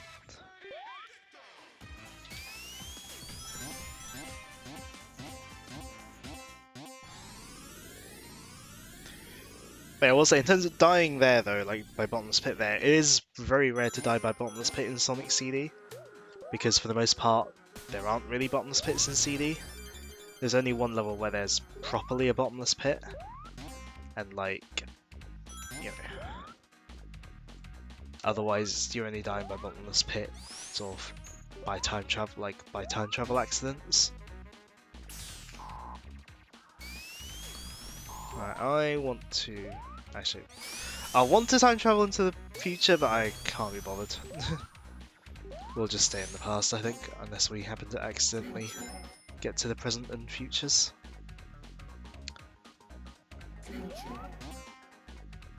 Like, I'll take it if I accidentally get there, but... like that. But yeah, like... I'm not gonna seek out the things. I do love the present music though. Very funky.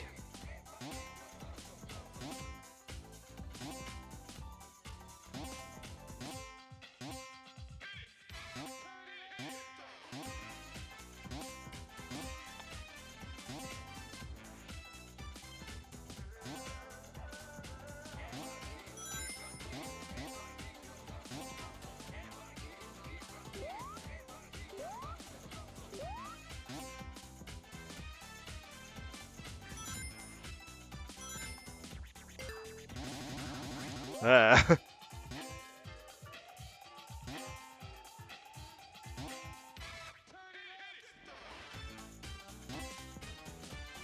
this point I'm just vibing to the music.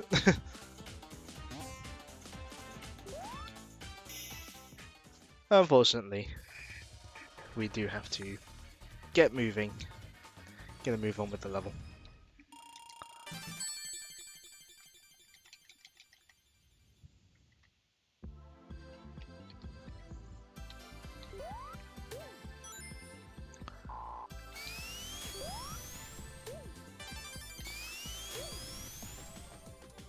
Right, so getting that is important.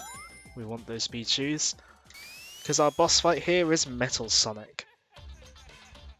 And it's a race. With a giant death laser, well I say giant, with a death laser behind us. If Eggman catches up and we hit that laser, we are dead. So yeah, this is Sonic's first proper fight with Metal Sonic. It's kinda janky, but the concept does get across. And Metal Sonic has some crazy rubber banding sometimes as well.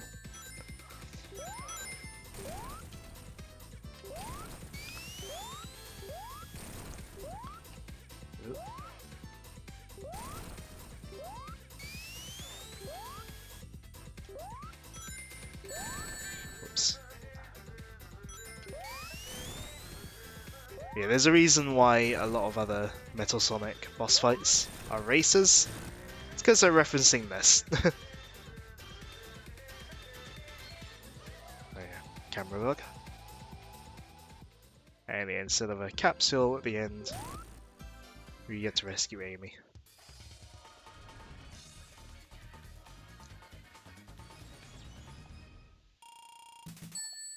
This can't not hear Peter Griffin. And with that, we're at Metallic Madness, the final level. And very obviously based on Scrap Brain Zone. Now, I would say the robot generators in Metallic Madness, they're probably the most particular in terms of routes to get to them. They can be a little awkward to get to, and time travel can be a little difficult, in Act 1 at least, and in Act 2 past the beginning part. So yeah. But why was Amy kidnapped? Because Metal Sonic's evil, I guess. But yeah, once you time traveled there, you want to come down here. Try not to get caught by that thing. Yeah, you basically want to stick. I say stick to the bottom route. I think you. Yeah, you sort of kind of take the bottom route.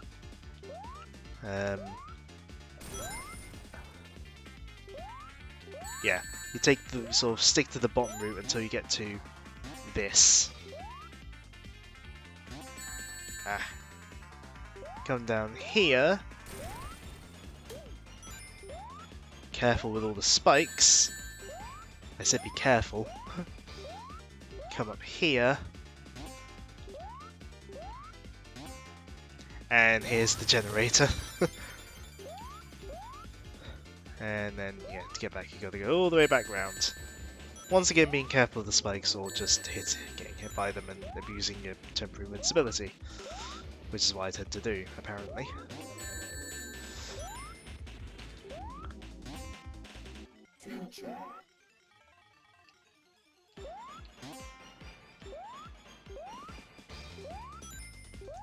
And then you can just kind of continue forwards.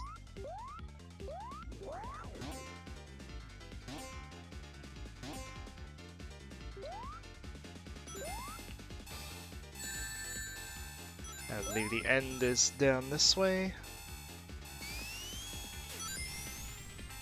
There, nearly got crushed there. If you die, yes, if you die, the generators do stay destroyed. They are saved as soon as you get them, which is very good. And I will be taking advantage of that in Act 2. Because, yeah. Act 2, at the beginning, you do have some easy time travel places. Although, you know, won't necessarily be taking advantage of them straight away. So yeah, advance. In Act 2, you want to get to the top to start with, using those springs is generally the easiest way to get up. Although Sonic can sometimes just fling himself off those wheels, which is very annoying. Like, just stay on the wheel, there we go. And we have our convenient time travel spot here. But yeah, it is kind of particular in terms of. So, you get deposited here. You don't want to go in that one there. You want to make sure you get over to this one here. Open up this tube. Go in this tube. Head left here. And then make sure you fall here. Don't fall in the hole down there. Don't fall there. Make sure you go here. And then the generator's here. Now I'm going to take advantage of the generators staying destroyed when you die, so I can travel to the good future.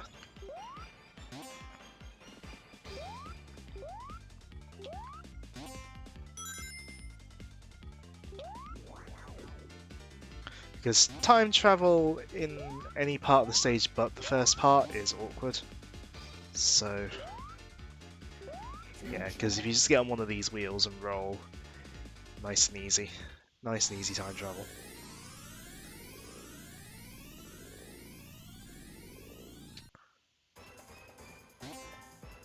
Because then we have another future one here, and back onto a wheel, and we're granted easy access into the good future.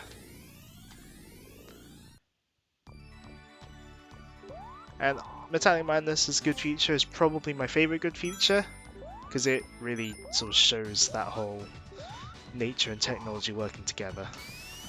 But of course, you can also skip the level, as I'm sure I've showed you before. Oh, I tried. I didn't make that last jump, did I?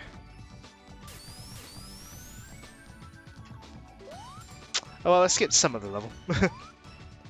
It's been a while since I've actually played it properly, I suppose. Although, yeah, I only had to do that bit.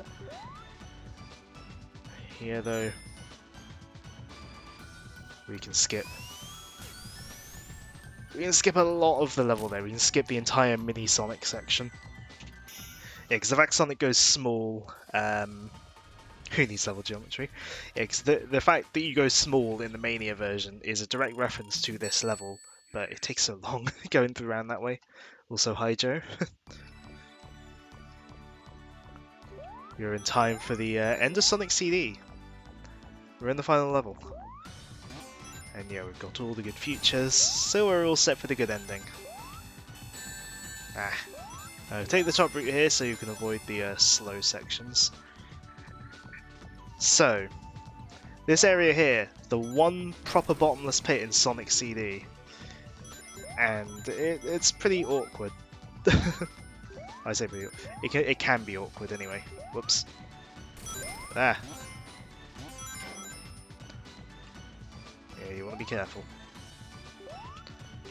Well, take your jumps slow here.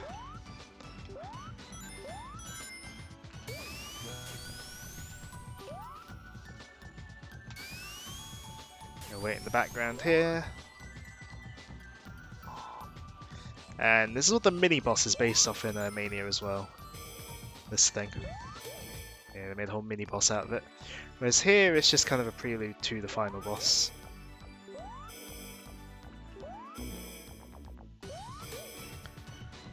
Now, said final boss, technically speaking, especially because you have rings, is technically one of the easiest final bosses in the classic games, because he only takes 4 hits. That is all. Now, I could get hit and cheese invincibility frames to hit him early here, but I'm going to do it properly as much as I can. Just to show off the whole boss. But as easy as and sort of short as it can be, the music is amazing.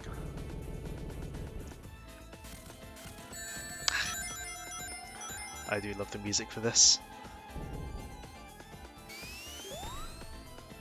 Very fitting for a final boss. Also, the rotation on those things, definitely not as smooth as it would be on Mega CD. Now that is technically hitting him early, but it's a way you can do it without abusing stuff, so, you know, I do always do that. He will go through like a full cycle if you don't hit him there.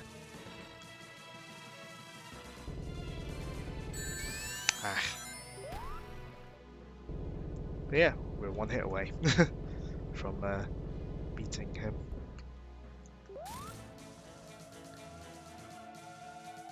I feel like Mania's final boss as well was like very much based on this as well, at least again aesthetically. I feel like they very much based it on this.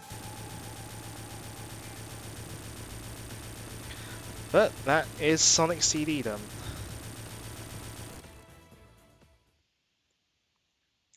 And for that, we get our ending cutscene.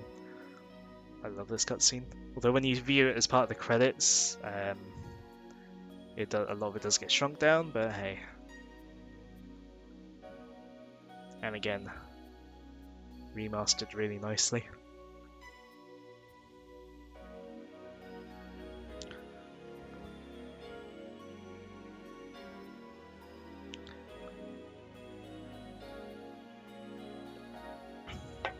Although it does play back at the faster speed, because in the past this cutscene has played back at different speeds. This is playing back at the faster speed, for whatever reason.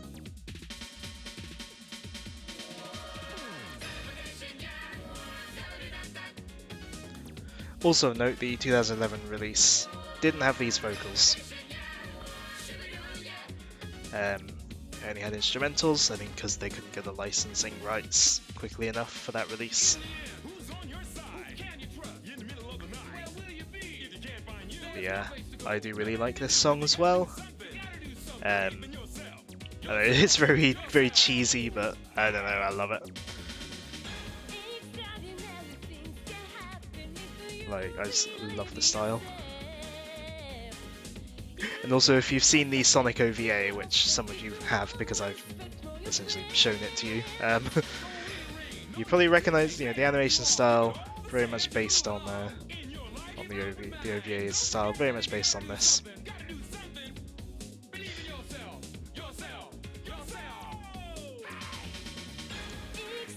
Yeah. They also extended the credits for CD in this version, because back in the 2011 version, when you play as Sonic, you just got the credits for the original game. When you play as Tails, you got the credits for the re-release. But in this, they combine them all together, and then they add the extra credits from the original American release. So you kind of get like the full set of credits in this version, which is interesting, I guess. It does make it go longer, but it does mean you can listen to the song for a bit longer as well, so,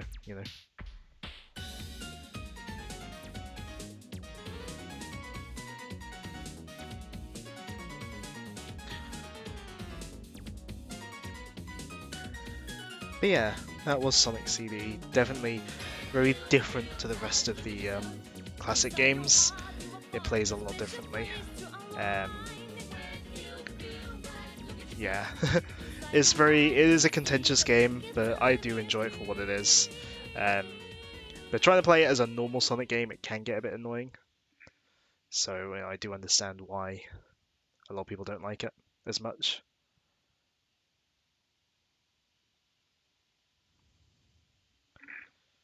But it also is a little slightly odd that they do kind of go through all the credits for each game in story mode.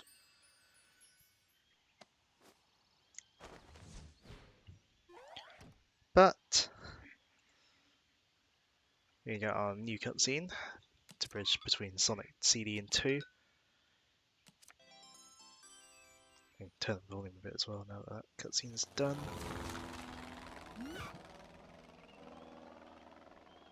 There we go. Yeah, Sonic, you actually get to see his plane. Like, he gets to see him flying his plane, I should say. And our intro cutscene for Sonic 2. Which starts off with Tails being bullied, because these guys are mean. Like, poor Tails.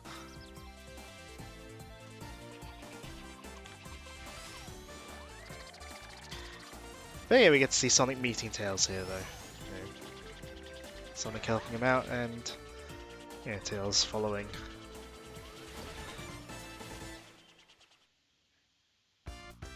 So yeah, it is 25 to 11. I'll play a little bit of Sonic 2, but obviously I'm not going to get through all the Sonic 2 tonight, but I want to play a little bit of Sonic 2 just so that I stand a chance of being able to finish the rest of story mode in one stream.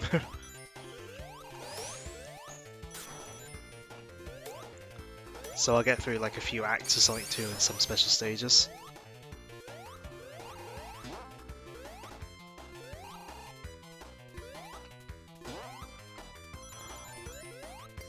So yeah, special stages, Sonic 2, 50 rings and the checkpoint instead of end of a level.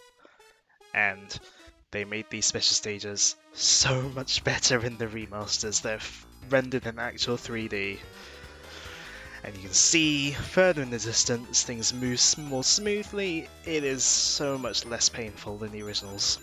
Like, I can actually get the emeralds here. Oh, and the Emerald Hill music is very nostalgic to me. Very, very, very nostalgic for me. Now, it is very possible to get all the emeralds in Emerald Hill. I have often done that on this version. I won't for this stream. Easy on the eyes in the rotating one. Yeah. Oh. And easier on the eyes than the original Sonic 2 special stages as well, I would say, seeing as they're much smoother. Again, when I went into this, like for the first time in 2013, I didn't know that they were going to be like redone in 3D. So when I first got here, like my mind was like kind of blown.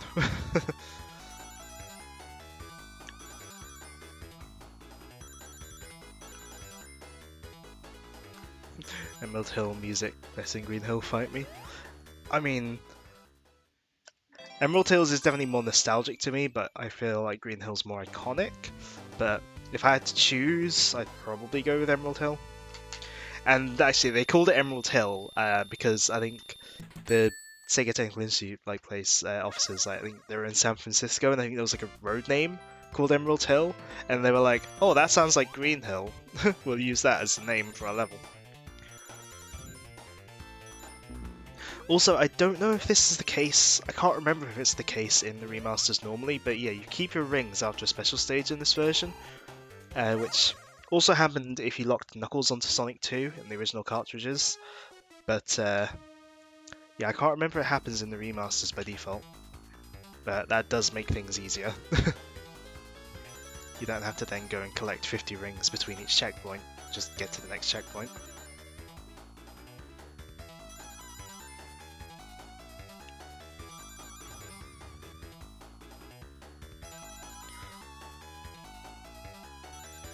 Of course, these special stages do still rely on memorization, but you know, it'd be nice if they used Emerald Hill sometimes instead of all the Green Hill reuses.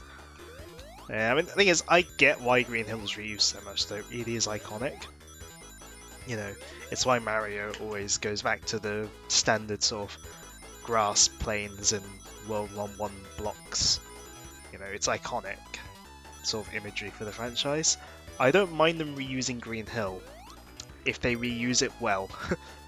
Like, Generations and Mania reused Green Hill well. Forces, not so much. Obviously, we've now seen for certain that that Frontiers does have a Green Hill cyberspace level. We'd kind of half seen it in, like, you know, grainy sort of footage, sort of the people are sort of grainy background shots of people being at Summer Games Fest. But you know, obviously with the Nintendo Direct Mini, we got to see some footage properly of the cyberspace levels, including your Green Hill one. I guess it'll remain to be seen how well it's implemented. The cyberspace levels, I think, because I think a big part of the sort of story is like regaining like memories and stuff. So in that sense, it kind of makes sense that previous levels might be sort of revisited.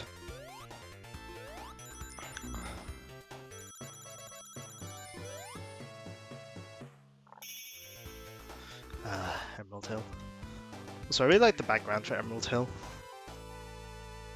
Like that water. Like, I know it's very basic looking water, you know, by today's standards, but I don't know, there's something nice about it. It's very inviting.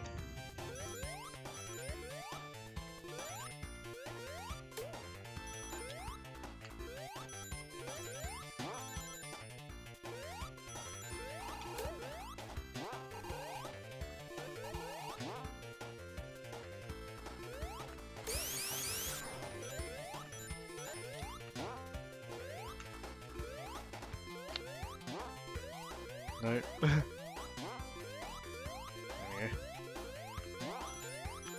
Right, so one unfortunate bug with the Sonic Origins version, for some reason, Tails will often get stuck in Sonic 2 and not respawn. Luckily, you can kind of fix it by making him fly, and then he'll respawn. Because the Sonic 1 and 2 remasters are the first games that let you make Tails fly like this. It's very handy. Which is carried through into Mania and into the Sonic 3 remaster as well. Yeah, I don't know why Tails gets stuck like that in this version. I don't know what went wrong, but you know, it is what it is. Hopefully it's something they can fix in a patch. If not, it's annoying, but it's not the worst thing in the world either.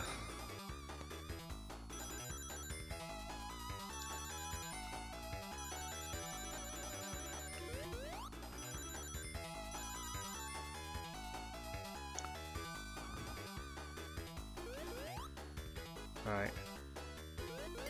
So the second segment of this special stage is actually quite easy. You just stay in the middle and jump when you need to.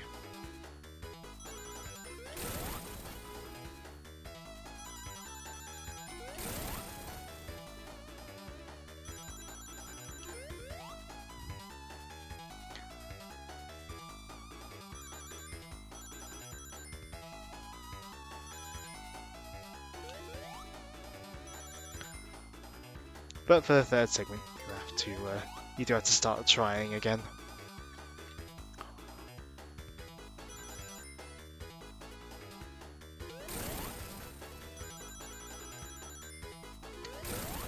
I didn't see how many rings I need. I always forget to look how many rings you need. Okay, I have enough. As long as I don't get hit, I should be fine. There we go.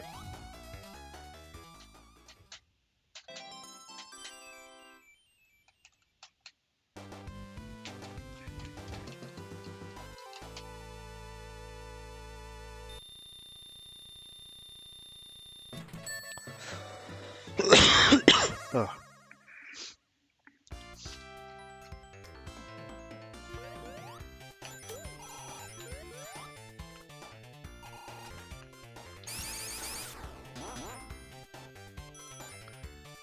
Right.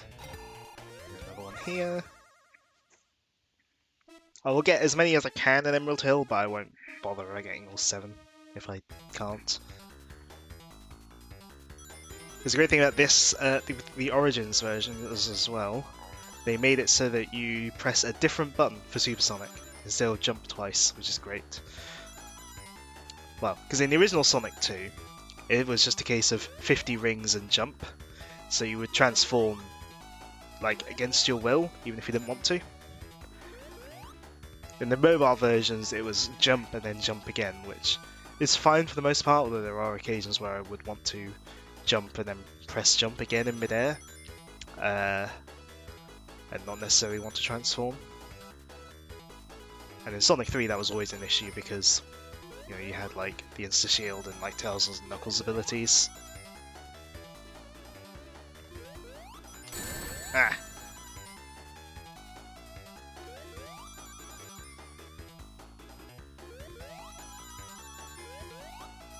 But yeah, in Sonic Origins they took the Mania and Sonic 4 approach. Sonic 4 also did this, where you press a different button, where you have a dedicated Supersonic button that you press, which is much nicer. I much prefer it that way. You can control when you go super. It means you can comfortably get the emeralds early on and then not have to worry about always having to use Supersonic if you don't want to.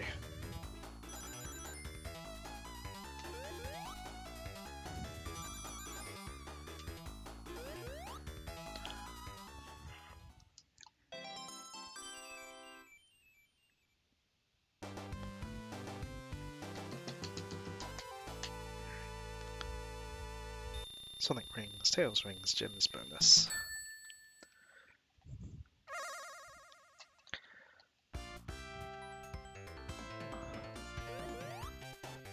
So yeah, what I'll do is I'll finish Emerald Hill Zone, getting whatever emeralds I can along the way, and then we'll probably call it there for stream. Because if I get most of the emeralds, then I can just sort of speed through most of the rest of the game of Supersonic on next stream.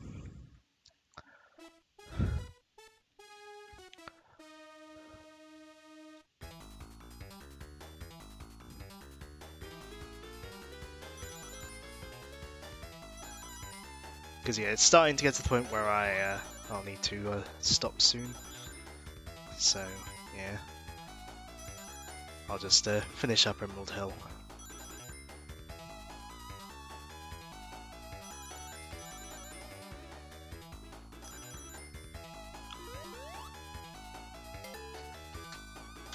How many rings do I need here? 110.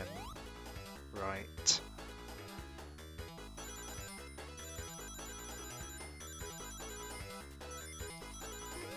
I missed a lot of those, didn't I?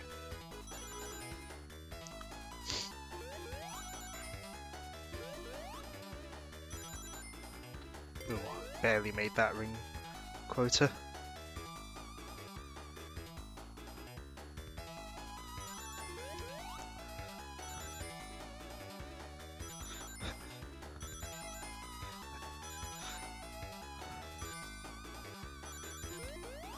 My sleep schedule's been alright lately because of having, like a week and a half off from work because of COVID. I've been able to rest so much.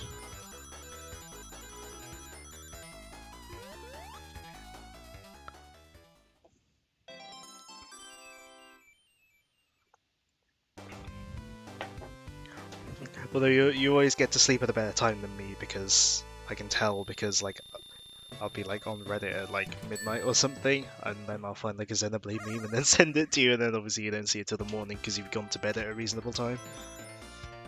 Also, you can tell these checkpoints are placed just for special stage entry because there's another one right here.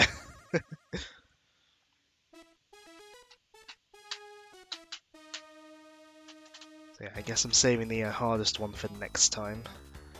So that's fun.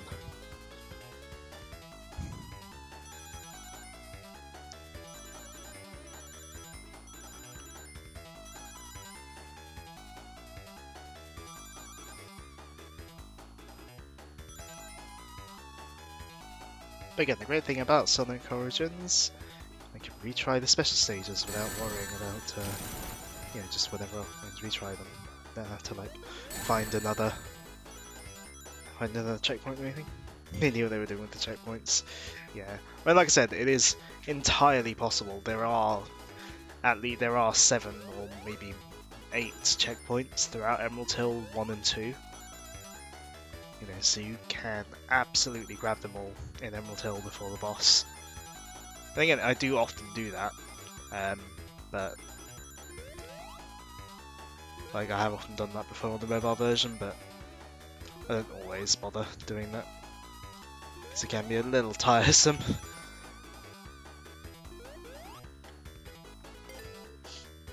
Now, how many do I need for the last one? 220, right. Ah, okay, I've messed that up, I think.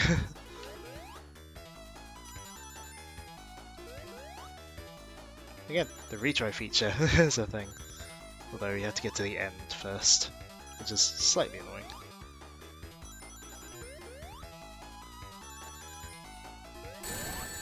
Tails! Yeah, I don't think I'm getting 30 rings before the end.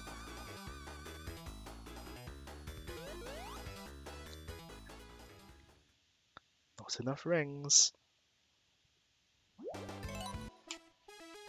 But you can retry immediately, which is nice. Like, this feature is genuinely really, really good.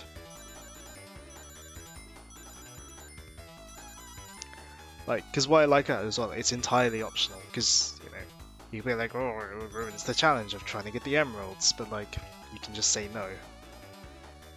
Or play in classic mode where the option is not available.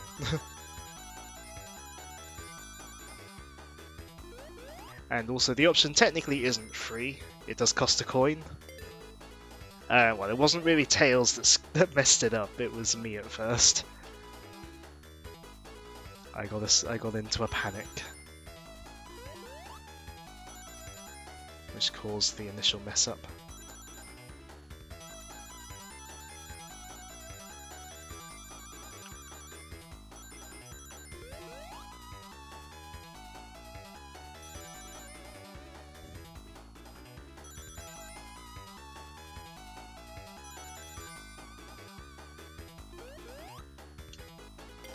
Tails is the fool guy, let him take the blame. uh,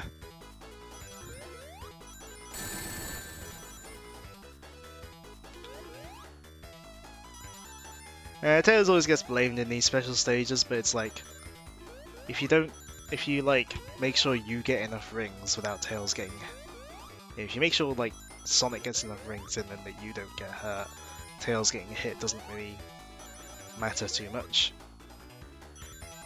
Like, Tails could get hit now and I'd still have enough because Sonic has enough rings.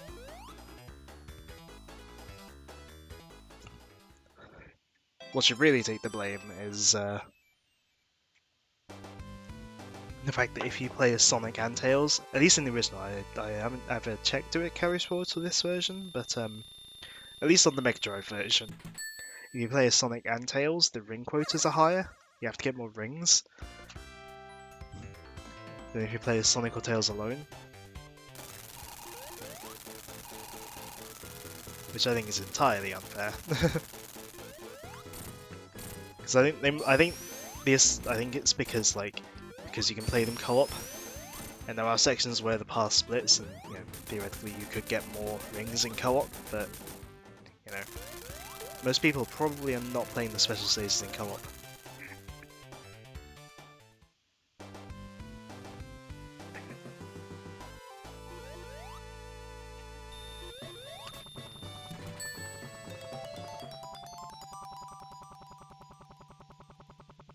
The Sonic 2 boss theme, indeed. Oh no, I made the flying sound play, but that will have to do it for now. It's getting pretty late. It still says 100% progression on one of these save files. Anyways, next time we'll finish off Sonic 2. Yeah, it's like nearly 11. Hopefully, maybe I can get started early enough that I can go through the whole thing. The rest of Sonic 2 and Sonic 3, I'm slightly doubtful though. If not, I guess get through Sonic 2 and then do Sonic 3 as a whole thing, as its own thing. What I could do perhaps... I don't know. No, I don't think I'd have time to do a stream between now and Sunday that doesn't collide with someone else's or my own, what I would do in my own time. So it might just have to be that we split this into 3 streams, perhaps like the rest of Sonic 2 and then like part of Sonic 3 and then finish Sonic 3, perhaps. We shall have to see, but yeah, let's finish this up before I keep rambling, because I really do need to finish up. But yeah, hopefully I should be well enough to keep these up. But yeah, we shall see on Sunday whether I'll have time to get through all of everything. All of the rest of Sonic 2 and 3. But again, Sonic 3 is quite a long game, so might not be able to, but we'll see. We'll see. Because I think I might be busy Sunday afternoon. It might be Sunday, I can't remember. I think it's Sunday that I'm busy, like afternoon. But hopefully I might have time to start stream early. I'll have to see. But yeah, Sonic Origins. It is good, I like it. We shall continue on the story mode. Anyways, but I need to stop. So, bye.